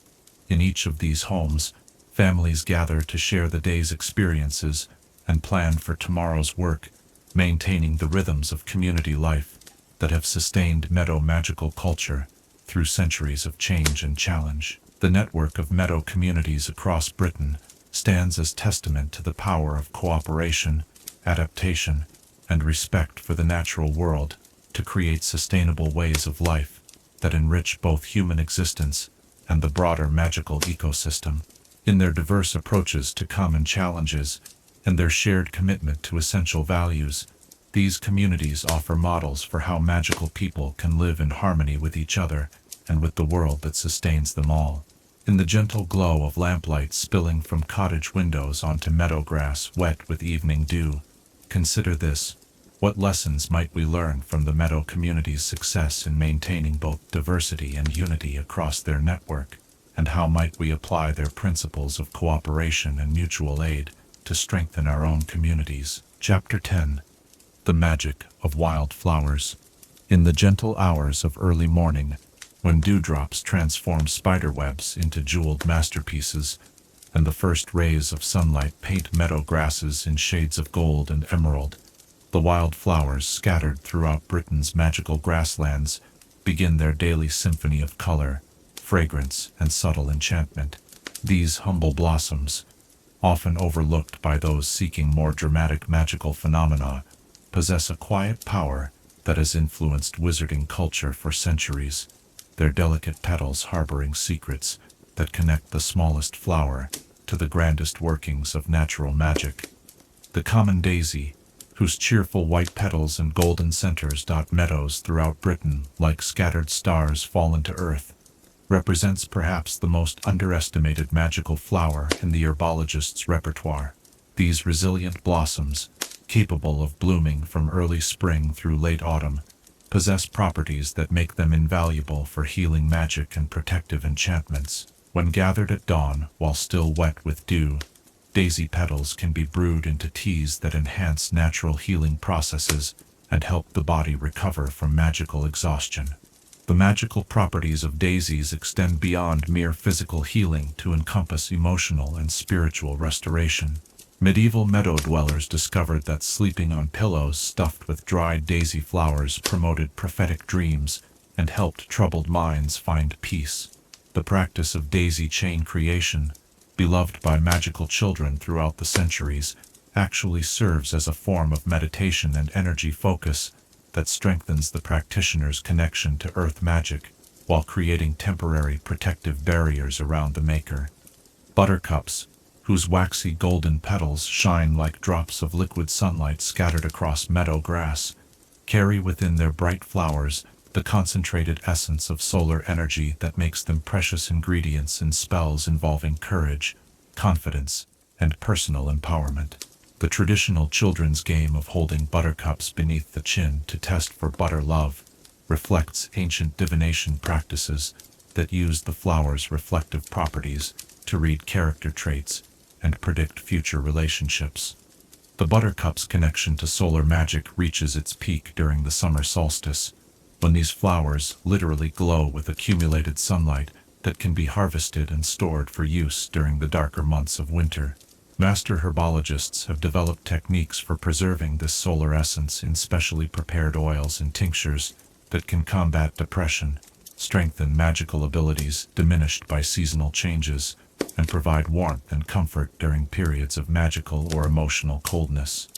Red poppies, with their tissue paper petals that seem to flutter like tiny flames in the meadow breeze, possess dual natures that reflect their complex magical properties. While associated with sleep and peaceful rest, poppies also carry energies of remembrance and the preservation of memory that make them powerful components in memorial magic and ancestor reverence rituals. The field poppies that bloom spontaneously in areas where significant magical events have occurred serve as natural monuments that help preserve the emotional and spiritual resonance of important historical moments. The opium poppy, strictly regulated in the magical world due to its potent psychoactive properties, grows wild in certain protected meadows where its cultivation is supervised by licensed magical botanists. These flowers, when properly prepared according to ancient protocols, provide essential ingredients for pain-relieving potions and sleep-inducing drafts that serve legitimate medical purposes within the magical community. The delicate balance between beneficial use and potential abuse makes poppy cultivation one of the most carefully monitored activities in meadow magical communities. Cornflowers, also known as bachelor's buttons, paint meadow edges with brilliant blue that rivals the summer sky in its intensity and purity. These flowers, traditionally associated with unmarried men and courtship rituals, possess magical properties that enhance communication, clarify intention, and strengthen emotional bonds between people. Young wizards historically wore cornflowers in their buttonholes when courting, believing that the flowers would help them express their feelings with eloquence and sincerity. The blue pigment extracted from cornflower petals creates one of the most stable and magically active colorants known to wizarding artificers. Inks made from cornflower blue maintain their color and magical potency for centuries, making them ideal for important documents, magical contracts, and spellbooks that must preserve their effectiveness across generations. The process of extracting and preparing cornflower ink requires precise timing and careful attention to lunar phases, as the pigment's magical properties fluctuate with celestial cycles. Wild roses, climbing through meadow hedgerows and spilling over ancient stone walls in cascades of pink and white blossoms, embody the magical principles of love, protection, and spiritual transformation. The five-petaled structure of wild rose flowers connects them to the mystical properties of the pentagram, making them powerful focusing elements for protection spells and emotional healing rituals. Rose petals gathered at different times of day and during different lunar phases possess varying magical properties, from passionate love magic when collected at dawn to protective shields when harvested under the full moon. The thorns of wild roses, often overlooked in favor of the more obviously beautiful flowers, possess their own magical significance as powerful components in defensive magic and boundary spells. When properly prepared and incorporated into protective amulets, rose thorns create barriers that turn away negative intentions, while allowing beneficial energies to pass through unimpeded. The traditional practice of planting wild roses around the perimeters of magical properties creates living defensive systems that grow stronger and more effective with each passing year. Violets, hiding modestly among meadow grasses with their heart-shaped leaves and delicate purple flowers, possess healing properties that have made them treasured components in magical medicine for over 1,000 years. These humble flowers, easily overlooked among more spectacular blooms, contain compounds that soothe inflammation, ease respiratory ailments, and promote cellular regeneration. Violet leaf tea, a staple remedy in meadow communities, provides gentle but effective treatment for everything from minor cuts and bruises to more serious magical injuries. The magical properties of violets extend beyond physical healing to encompass emotional and spiritual restoration. Violet flower essence, prepared through careful solar infusion techniques, helps heal emotional trauma and restore confidence in those who have suffered magical attacks or psychological damage. The flower's association with modesty and humility makes it particularly effective for treating conditions caused by ego-driven magical practices or spiritual pride. Primroses, among the first flowers to bloom in spring meadows, carry the magical energies of new beginnings, hope, and renewal that make them essential components in rituals designed to support major life transitions. These pale yellow flowers, often called keys to fairyland in ancient folklore, possess properties that enhance perception and allow practitioners to see through illusions and deceptions. Primrose oil, carefully extracted during the flower's brief blooming period, provides one of the most effective treatments for magical vision problems and spell-induced blindness. The connection between primroses and fairy magic reflects the flower's ability to enhance communication with nature spirits and other non-human magical entities. Meadow dwellers traditionally planted primroses around their homes to encourage beneficial fairy visitors, while discouraging more troublesome supernatural beings. The practice of leaving offerings of primrose honey for household spirits continues in many magical families, maintaining ancient agreements that ensure domestic harmony and protection. Meadow sweet, with its clusters of creamy white flowers that release a honey-like fragrance when crushed, serves multiple purposes in meadow magical practice. This tall, stately plant, often found growing along stream banks and in damp meadow hollows, possesses both culinary and medicinal properties that have made it a cornerstone of traditional magical herbalism. Meadow sweet tea brewed from the dried flowers provides effective treatment for headaches and fever, while also promoting peaceful sleep and pleasant dreams. The magical applications of meadow sweet extend to love magic and relationship enhancement, as the flower's sweet fragrance and gentle energy help create harmonious connections between people. Wedding bouquets traditionally include meadow sweet to ensure marital happiness and mutual understanding, while the practice of strewing meadow sweet flowers on the floors of celebration halls creates an atmosphere of joy and goodwill that enhances all social interactions. Yarrow, with its flat-topped clusters of tiny white flowers and feathery leaves, represents one of the most versatile and powerful magical plants found in meadow environments.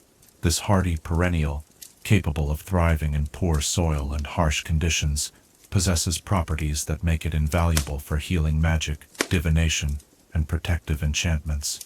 The plant's ability to stop bleeding, both physical and magical, has earned it the common name soldier's woundwort, and made it an essential component in battlefield medical kits throughout magical history. The divinatory properties of yarrow have been recognized since ancient times, with the plant's stems traditionally used in I Ching consultations and other forms of fortune-telling. Yarrow flowers, when properly prepared and consumed as tea, enhance psychic abilities and promote prophetic dreams. The practice of sleeping with yarrow under one's pillow is said to bring dreams of one's future spouse, while yarrow smoke can be used to cleanse divination tools and enhance their accuracy. Wild thyme, spreading across sunny meadow slopes in fragrant purple carpets, carries magical energies associated with courage, strength, and purification that have made it a staple of protective magic for centuries. The tiny flowers, intensely aromatic when crushed, release oils that possess both antiseptic and magical properties. Thyme honey, produced by bees that feed exclusively on wild thyme flowers, commands high prices in magical markets due to its ability to enhance magical resistance and provide protection against negative enchantments. The association between thyme and courage reflects the plant's ability to strengthen resolve and boost confidence in those facing difficult challenges. Medieval knights traditionally wore sprigs of thyme into battle, believing that the herb would enhance their bravery and protect them from harm. Modern magical practitioners continue this tradition by incorporating thyme into courage-building potions and protective amulets designed to support those engaged in dangerous magical work. Clover flowers, ranging from white through pink to deep purple depending on the species, possess magical properties that reflect their association with the mystical number 3 and the Celtic tradition of the triple goddess. The three-leafed structure of clover plants connects them to protective magic and spiritual balance, while the rare four-leaf variations provide exceptional luck and psychic protection. Clover honey, beloved by magical communities throughout Britain, enhances magical abilities and provides sustained energy for extended spellcasting sessions. The practice of clover flower divination, using the colors and patterns of clover blooms to predict future events, requires careful training and years of experience to master. Skilled practitioners can read the subtle variations in flower color and formation to gain insights into weather patterns, crop yields, and social developments that affect their communities.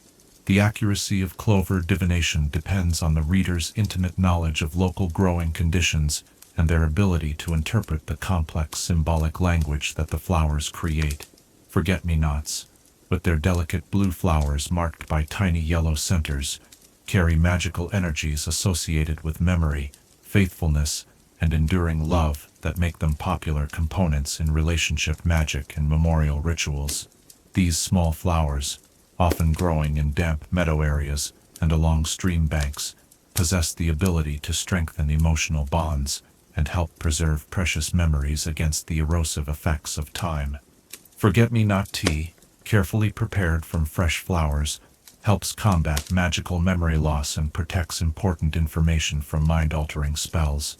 The traditional practice of exchanging forget-me-not flowers between lovers creates magical bonds that help relationships survive separation and hardship.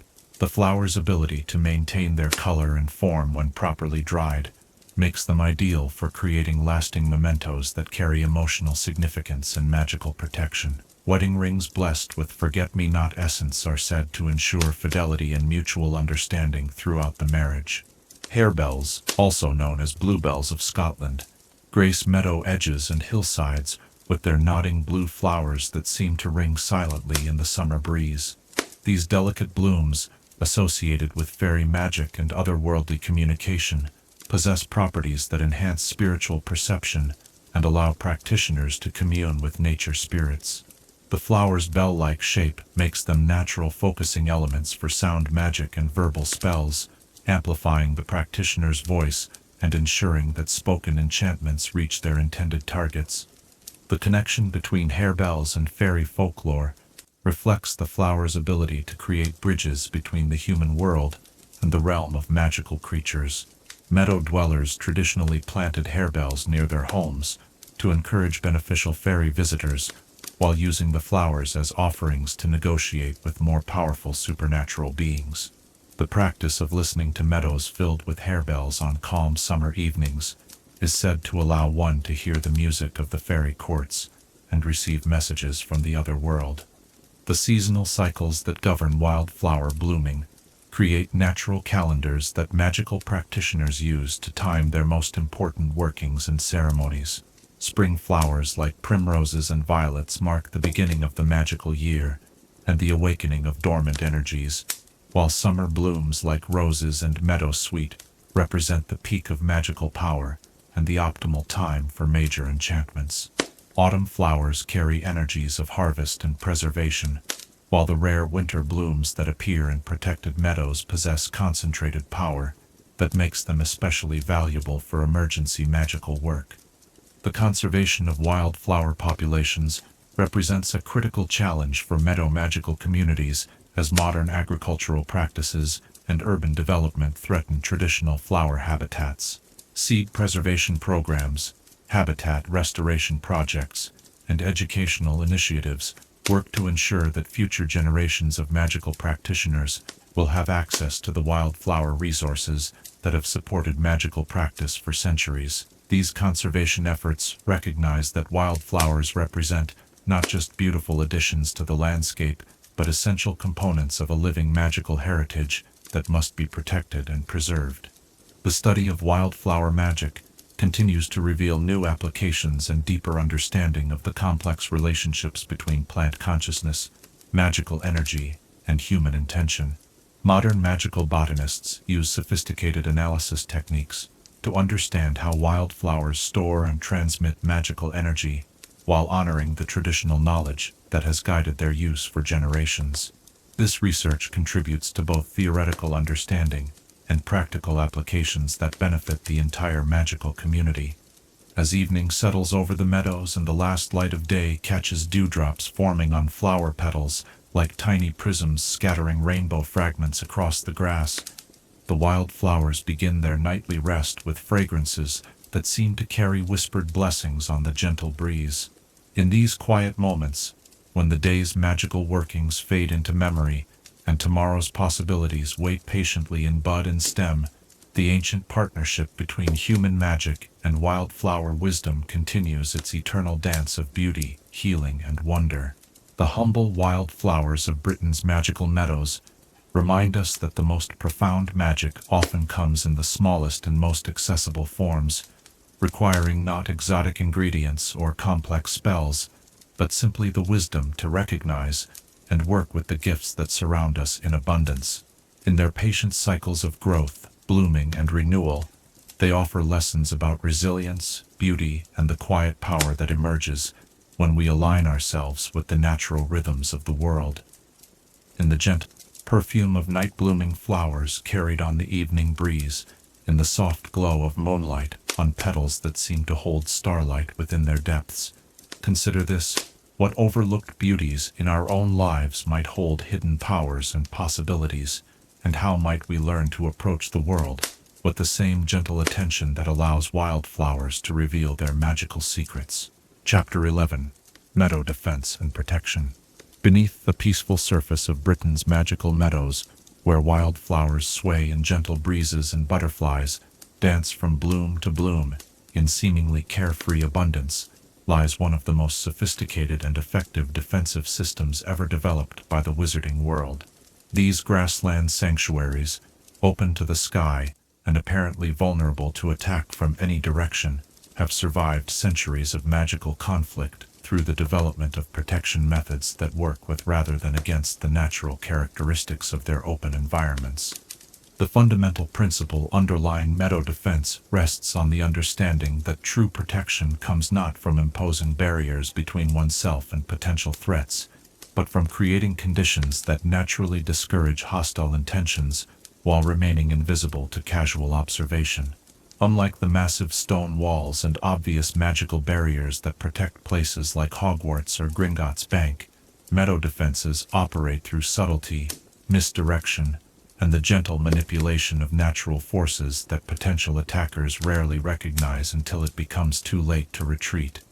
The earliest meadow protection systems developed by the nomadic magical communities that first settled in Britain's grasslands, took advantage of the psychological effects that open spaces have on those with malevolent intentions.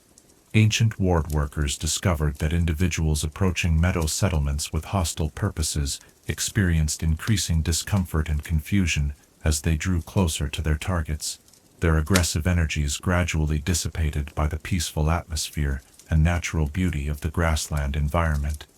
These psychological defenses, enhanced over centuries of refinement and experimentation, work by amplifying the natural calming effects that meadow environments have on human consciousness. The sight of rolling grasslands dotted with wildflowers, the sound of wind through grass and the songs of meadow birds, and the scent of sun-warmed earth and blooming flowers, combine to create a sensory experience that actively counteracts aggressive emotions and hostile intentions. Attackers find their anger cooling, their focus wandering, and their determination gradually replaced by peaceful contemplation and a desire to simply sit in the grass and enjoy the beautiful day. The living ward systems that protect many meadow communities represent one of the most innovative approaches to magical defense ever developed.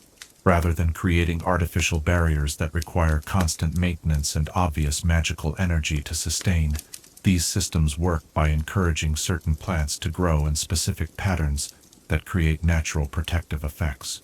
Hawthorn hedges, carefully cultivated over decades to follow precise geometric forms, create physical boundaries that channel and focus the Earth's natural defensive energies while appearing to casual observers as simple agricultural features.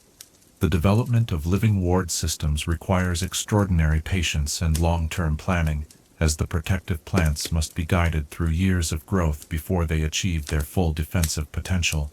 Master ward workers begin these projects by carefully preparing the soil with specific mineral additions and magical enhancements, then planting specially selected seeds or seedlings according to complex patterns that reflect both practical defensive considerations and symbolic magical correspondences.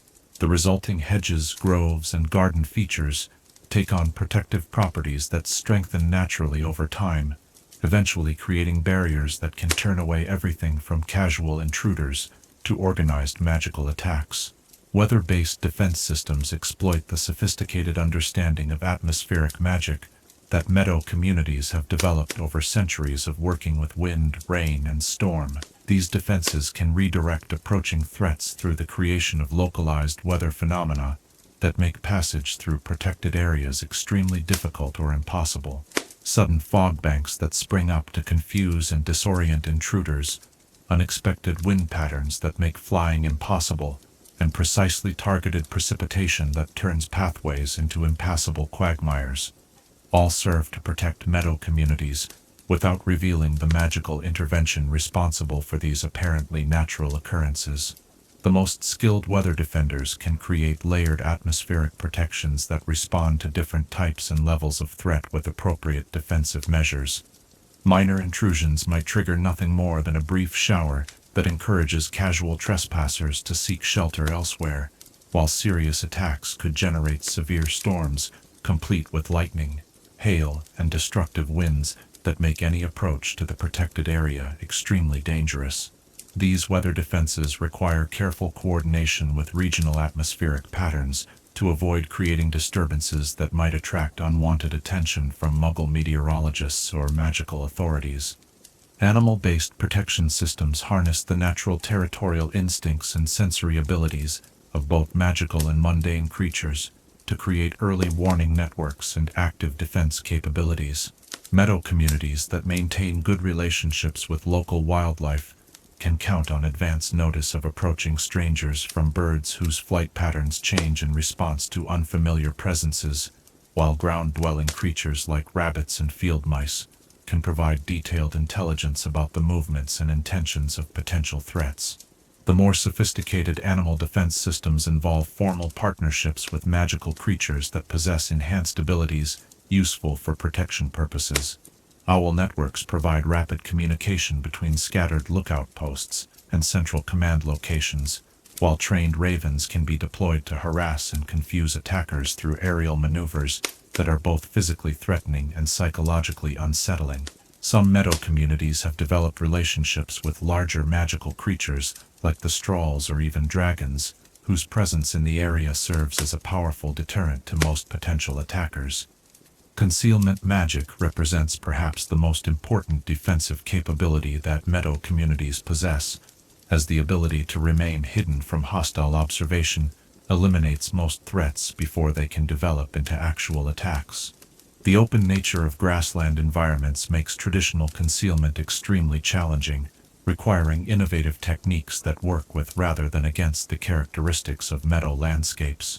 Master concealment workers have developed methods for making entire settlements appear as nothing more than empty fields or unremarkable agricultural areas, their illusions so complete that even experienced magical investigators can pass within feet of concealed buildings without detecting their presence.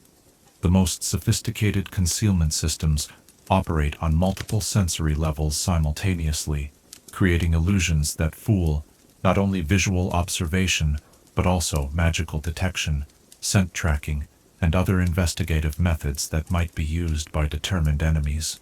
These comprehensive illusions require enormous amounts of magical energy to maintain, making them practical only for communities that can draw upon the collective power of many families working in coordination.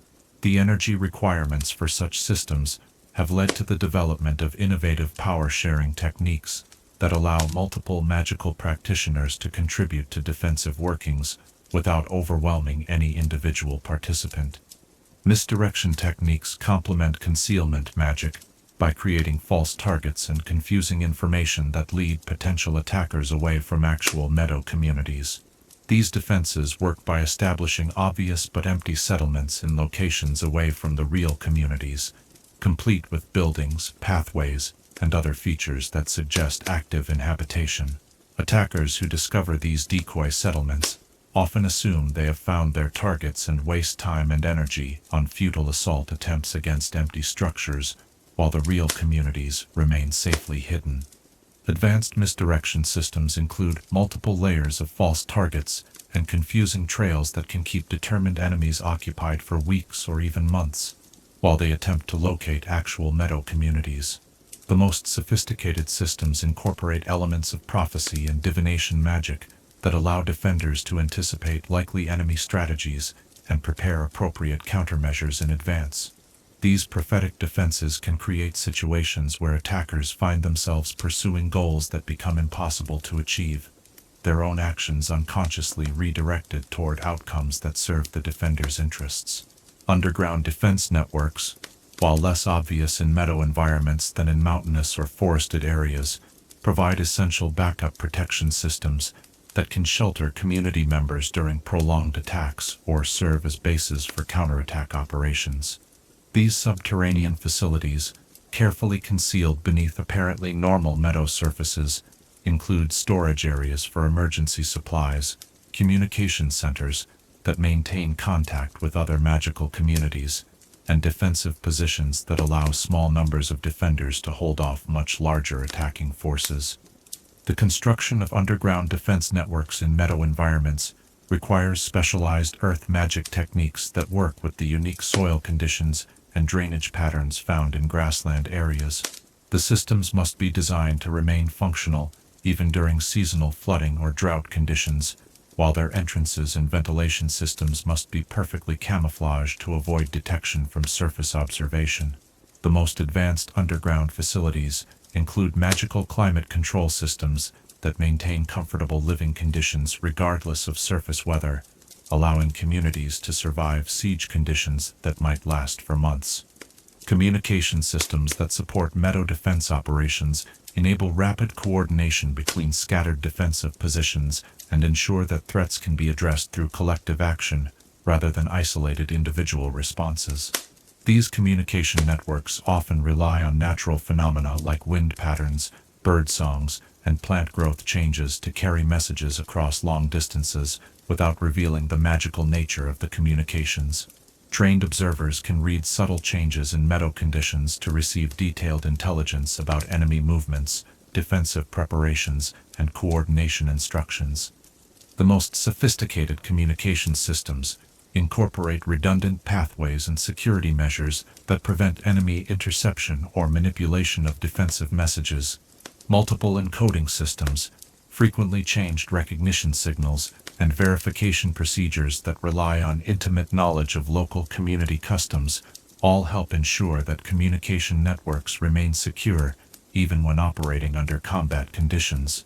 Emergency communication protocols allow for rapid evacuation coordination and mutual aid requests that can bring assistance from allied communities within hours of a serious threat developing.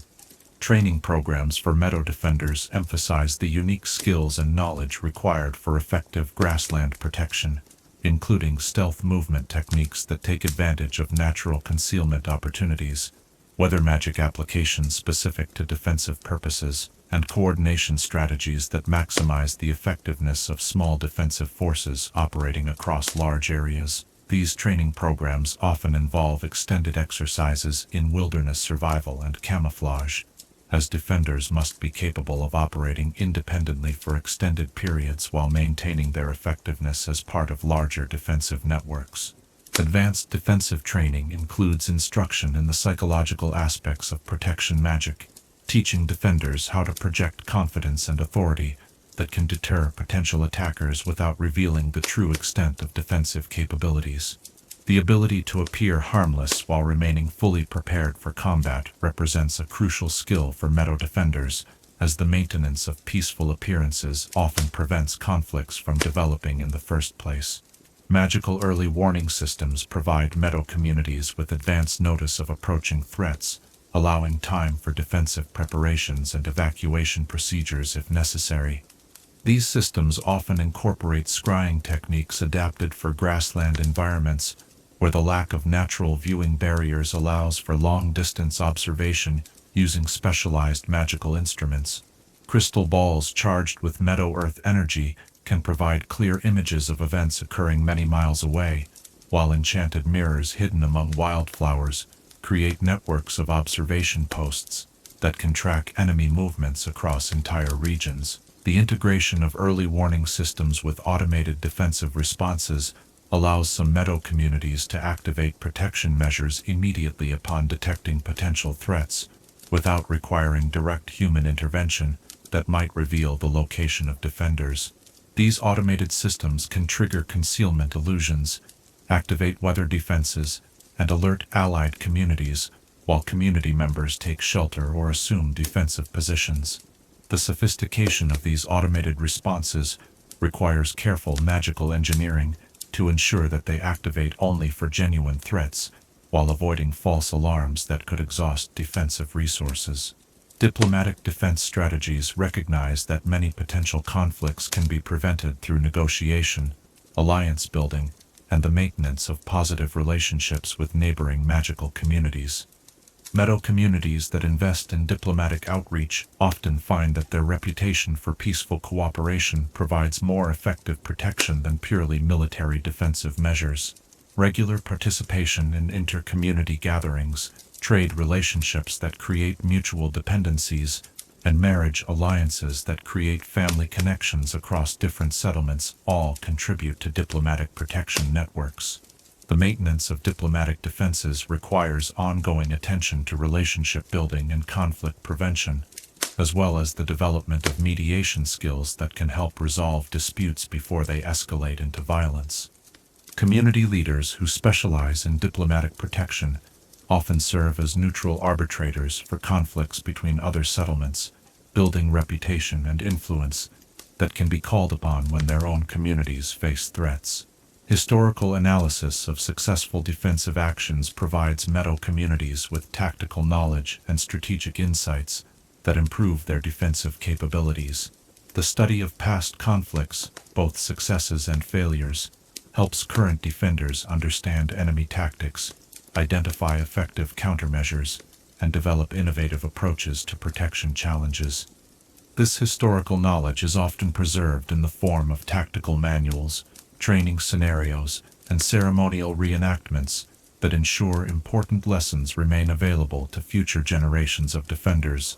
Modern challenges facing Meadow defense systems include the increasing sophistication of dark magic techniques, the growth of organized criminal networks within the wizarding world, and the need to maintain protection against both magical and technological surveillance methods used by hostile Muggle organizations. Contemporary defenders must adapt traditional techniques to address new types of threats, while preserving the essential characteristics that have made Meadow defenses effective for centuries. The development of new defensive technologies and techniques continues through research programs that combine traditional Meadow magical knowledge with modern theoretical understanding and practical innovation. These research efforts focus on improving the efficiency and effectiveness of existing defensive systems while developing entirely new approaches that take advantage of contemporary magical discoveries and technological capabilities. As twilight settles over Britain's magical meadows, and the first stars appear in the darkening sky, the invisible guardians who protect these peaceful communities begin their nightly watch. From concealed observation posts and underground command centers, from weather working stations and animal communication networks, the complex defensive systems that safeguard Meadow magical life maintain their silent vigilance against the forces that would disturb the peace of these grassland sanctuaries. The sophisticated protection systems that guard Britain's Meadow communities represent more than mere defensive measures. They embody a philosophy of resistance that emphasizes the power of peaceful strength over aggressive force. In their subtle effectiveness and their harmony with natural systems, these defenses demonstrate that true security comes not from the ability to destroy one's enemies, but from the wisdom to create conditions where enmity itself becomes impossible to sustain. In the gentle whisper of wind through grass that might carry coded messages between hidden sentries, in the seemingly natural behavior of nocturnal creatures that serve as unsleeping guards, consider this. What might we learn from the Meadow community's approach to protection through harmony, rather than dominance, and how might such principles transform our own understanding of security and defense in an uncertain world? Chapter 12. The Future of Meadow Magic. As dawn breaks over Britain's magical meadows in this new century, painting the grasslands in shades of hope and possibility, the ancient communities that have called these places home for over 1,000 years stand at a crossroads where tradition meets innovation, where time-honored wisdom encounters modern challenges, and where the choices made today will determine whether the gentle magic of meadow life continues to flourish for future generations. The path forward requires both preservation of essential values and adaptation to changing circumstances that no previous generation of meadow dwellers has faced. The environmental challenges confronting meadow magical communities reflect broader changes affecting the entire planet, as climate patterns shift in ways that disrupt the delicate seasonal cycles upon which grassland ecosystems depend. Rising temperatures alter the timing of wildflower blooms, change the migration patterns of magical creatures, and affect the underground water sources that have sustained meadow communities for centuries. These changes require innovative approaches that combine traditional earth magic with modern conservation techniques to maintain the ecological balance that supports both magical and mundane life. Contemporary meadow communities have begun developing adaptive strategies that help their ecosystems respond to changing environmental conditions, while preserving the essential characteristics that make their magic possible. Advanced weather working techniques now include climate moderation spells that help buffer extreme temperature variations, while new forms of water magic ensure adequate moisture during increasingly unpredictable precipitation patterns. These innovations demonstrate the meadow magical community's ability to evolve their practices, while maintaining their fundamental commitment to working with rather than against natural forces. The challenge of habitat preservation grows more complex each year, as development pressure and changing land use patterns threaten traditional meadow environments. Modern meadow communities must navigate increasingly sophisticated legal and political systems to protect their ancestral lands, while maintaining the secrecy that has always been essential to their survival. This requires developing new forms of advocacy and alliance building that can influence policy decisions without revealing the magical nature of the communities involved. Conservation partnerships between meadow communities and environmental organizations create opportunities to protect traditional habitats while contributing to broader ecosystem preservation efforts. These collaborations demonstrate that Meadow magical knowledge can provide valuable insights for non-magical conservation work, while environmental science offers new tools and perspectives that enhance traditional protective practices. The challenge lies in sharing beneficial knowledge while maintaining appropriate secrecy about magical activities and capabilities. Educational evolution within Meadow communities reflects the need to prepare young magical people for a world that differs significantly from the one their parents and grandparents knew. Modern magical education must preserve traditional knowledge while incorporating new understanding about global environmental systems, contemporary magical theory, and the complex social and political realities of the modern wizarding world. This educational transformation requires careful balance between continuity and change, ensuring that essential wisdom passes to new generations while enabling adaptation to contemporary circumstances. The development of new teaching methods that combine traditional apprenticeship models with modern educational techniques helps ensure that complex traditional knowledge transfers effectively to young people whose learning styles may differ from those of previous generations. Interactive magical simulations, collaborative research projects, and exchange programs between different Meadow communities all contribute to educational approaches that honor the past while preparing students for future challenges. Technological integration presents both opportunities and challenges for Meadow magical communities as they determine how to incorporate beneficial innovations while preserving the essential character of their traditional way of life. Magical adaptations of communication technologies enable better coordination between scattered communities, while magical versions of environmental monitoring equipment help track ecosystem health and detect threats more effectively than traditional methods alone. The careful integration of technology with traditional magical practices requires wisdom and restraint to avoid compromising the natural harmony that has always characterized Meadow magic. Communities must evaluate each new technological possibility against their core values, adopting innovations that enhance their capabilities while rejecting those that would fundamentally alter their relationship with the natural world. This selective approach to technological adoption demonstrates the Meadow community's commitment to progress that serves rather than dominates their essential purposes. Economic adaptation strategies help Meadow communities maintain their traditional way of life while participating in the broader magical economy in ways that support their values and needs.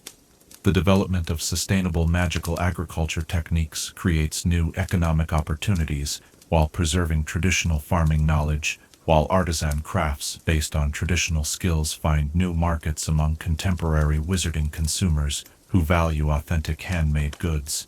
The growth of ethical magical tourism provides additional economic opportunities for Meadow communities willing to share aspects of their culture with respectful visitors, while maintaining appropriate boundaries around sensitive knowledge and sacred sites.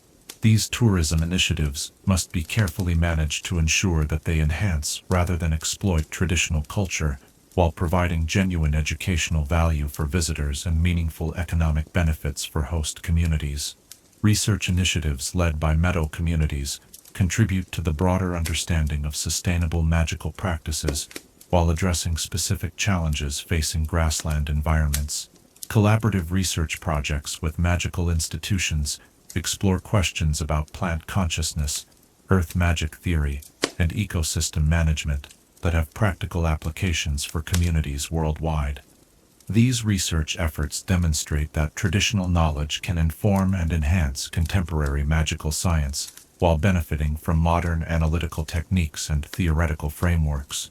The documentation and preservation of traditional knowledge becomes increasingly important as older generations pass away and social changes threaten the transmission of complex cultural practices. Digital archives, oral history projects, and interactive educational materials help preserve traditional knowledge in forms that remain accessible to future generations, while protecting sensitive information from inappropriate disclosure. These preservation efforts recognize that knowledge must be both maintained and living, continuing to evolve through practical application rather than becoming mere historical curiosities.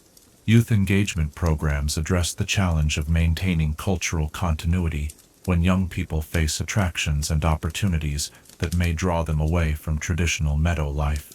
Mentorship programs, leadership development initiatives, and creative projects that allow young people to express traditional values through contemporary mediums all contribute to strategies that help young magical people see meadow life as offering meaningful opportunities for personal growth and community contribution. The development of cultural exchange programs allows young people from meadow communities to experience other magical cultures while sharing their own traditions with peers from different backgrounds. These exchanges help young meadow dwellers understand their place in the broader magical world while developing appreciation for the unique gifts that their traditional way of life offers. The programs also create networks of relationships that can support meadow communities through future challenges and opportunities. Innovation within tradition represents perhaps the greatest opportunity for meadow magical communities as they work to preserve their essential character while adapting to contemporary circumstances. New applications of traditional magical techniques address modern challenges in ways that remain consistent with meadow values and practices, whether working techniques adapted for climate change mitigation, earth magic applications for soil restoration, and plant magic innovations for sustainable agriculture, all demonstrate how traditional knowledge can evolve to meet contemporary needs. The development of new magical techniques that build upon traditional foundations while addressing modern challenges requires careful research and experimentation conducted within frameworks that respect traditional wisdom and community values. Innovation initiatives that involve entire communities in the research and development process ensure that new techniques integrate smoothly with existing practices while serving genuine community needs rather than pursuing change for its own sake. National cooperation between meadow communities worldwide creates opportunities to share knowledge, coordinate responses to global challenges, and learn from the innovations developed by traditional communities in different cultural and environmental contexts. These international networks demonstrate that meadow magical principles have universal applications while taking on unique expressions in different geographical and cultural settings. The establishment of formal relationships with meadow communities in other countries helps British communities understand how traditional practices adapt to different environmental conditions while sharing their own innovations with communities facing similar challenges. These international relationships also provide support networks that can offer assistance during crises and create opportunities for collaborative research projects that benefit all participants. Advocacy and representation within the broader wizarding world becomes increasingly important as meadow communities work to ensure that their voices are heard in policy discussions that affect their interests. The development of effective advocacy strategies requires understanding of contemporary political systems while maintaining the diplomatic approaches that have traditionally characterized meadow communities' external relationships. Training programs for community advocates help prepare meadow residents to represent their interests effectively in various political and professional contexts, while maintaining appropriate boundaries around sensitive community information. These programs recognize that effective advocacy requires both deep understanding of traditional community values and sophisticated knowledge of contemporary political and legal systems. Spiritual renewal initiatives within meadow communities address the need to maintain the deep spiritual connections that have always sustained traditional meadow life, while adapting to contemporary circumstances that may challenge traditional spiritual practices. These initiatives explore how ancient spiritual traditions can continue to provide meaning and guidance in a rapidly changing world, while remaining true to their essential character. The development of contemporary spiritual practices that honor traditional wisdom while addressing modern spiritual needs demonstrates the continuing vitality of meadow spiritual traditions. These practices often combine traditional ritual forms with new understandings about consciousness, ecology, and the interconnectedness of all life that resonate with contemporary spiritual seekers while maintaining connection to ancestral wisdom. Environmental stewardship programs position meadow communities as leaders in the development of sustainable magical practices that can serve as models for other magical communities facing similar environmental challenges. These programs demonstrate how traditional ecological knowledge can inform contemporary conservation efforts, while showing that magical communities can contribute positively to broader environmental protection initiatives. The expansion of environmental stewardship beyond traditional community boundaries creates opportunities for meadow communities to influence broader environmental policy, while sharing their expertise with other communities and organizations working on similar challenges. These expanded stewardship roles recognize that environmental problems require collaborative solutions that transcend traditional community boundaries, while honoring the wisdom that traditional communities have developed through centuries of sustainable living. Legacy planning within meadow communities ensures that the essential elements of traditional culture continue into the future, while adapting to changing circumstances in ways that preserve rather than compromise core values. These planning processes involve entire communities in discussions about priorities, goals, and strategies that will guide decision-making for generations to come.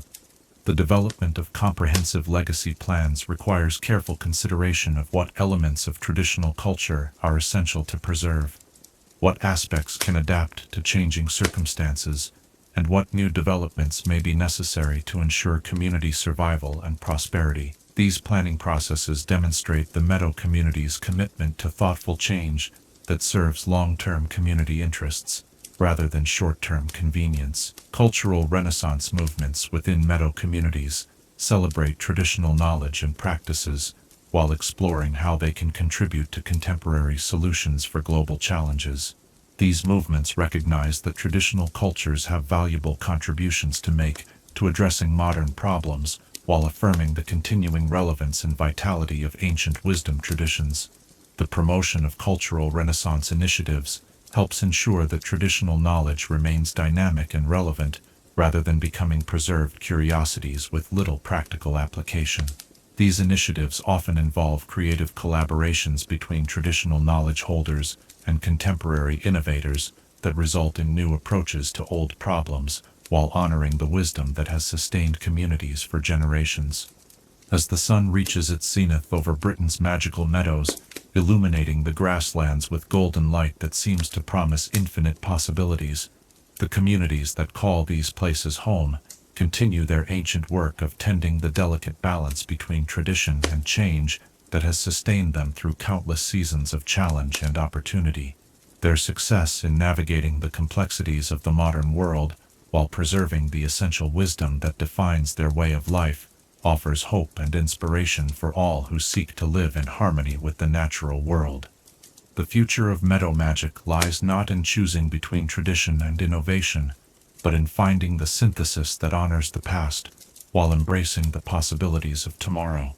In the gentle wisdom that guides a flower's growth toward the sun, in the patient persistence that allows grass to flourish in the harshest conditions, in the cooperative spirit that enables diverse species to thrive together in meadow ecosystems, we find the principles that will guide meadow communities into whatever future awaits. The magical meadows of Britain continue to teach their eternal lessons of patience, cooperation, and reverence for the natural world, their grassland wisdom as relevant to contemporary challenges as it was to the struggles faced by the first magical families who sought sanctuary among wildflowers and rolling hills. In their ongoing story of adaptation and preservation, of challenge and renewal, these communities demonstrate that the most powerful magic often lies not in dramatic transformation, but in the gentle persistence that allows life to flourish against all odds. As evening settles once again over the meadows where this journey began, where starlight soon will silver the grass tops and night-blooming flowers will release their perfume into the gentle breeze, the eternal cycle of renewal continues. In this endless dance of seasons and years, of growth and rest, of tradition and change, the meadow magical communities of Britain carry forward their ancient legacy, while writing new chapters in the ongoing story of harmony between human magic and the living earth that sustains us all. In the peaceful stillness of meadow twilight, where the boundaries between past and future seem to dissolve like morning mist, consider this. What wisdom might we carry forward from the Meadow community's example of living gently and sustainably upon the earth? And how might their vision of harmony between tradition and innovation guide our own choices as we face an uncertain but hopeful future?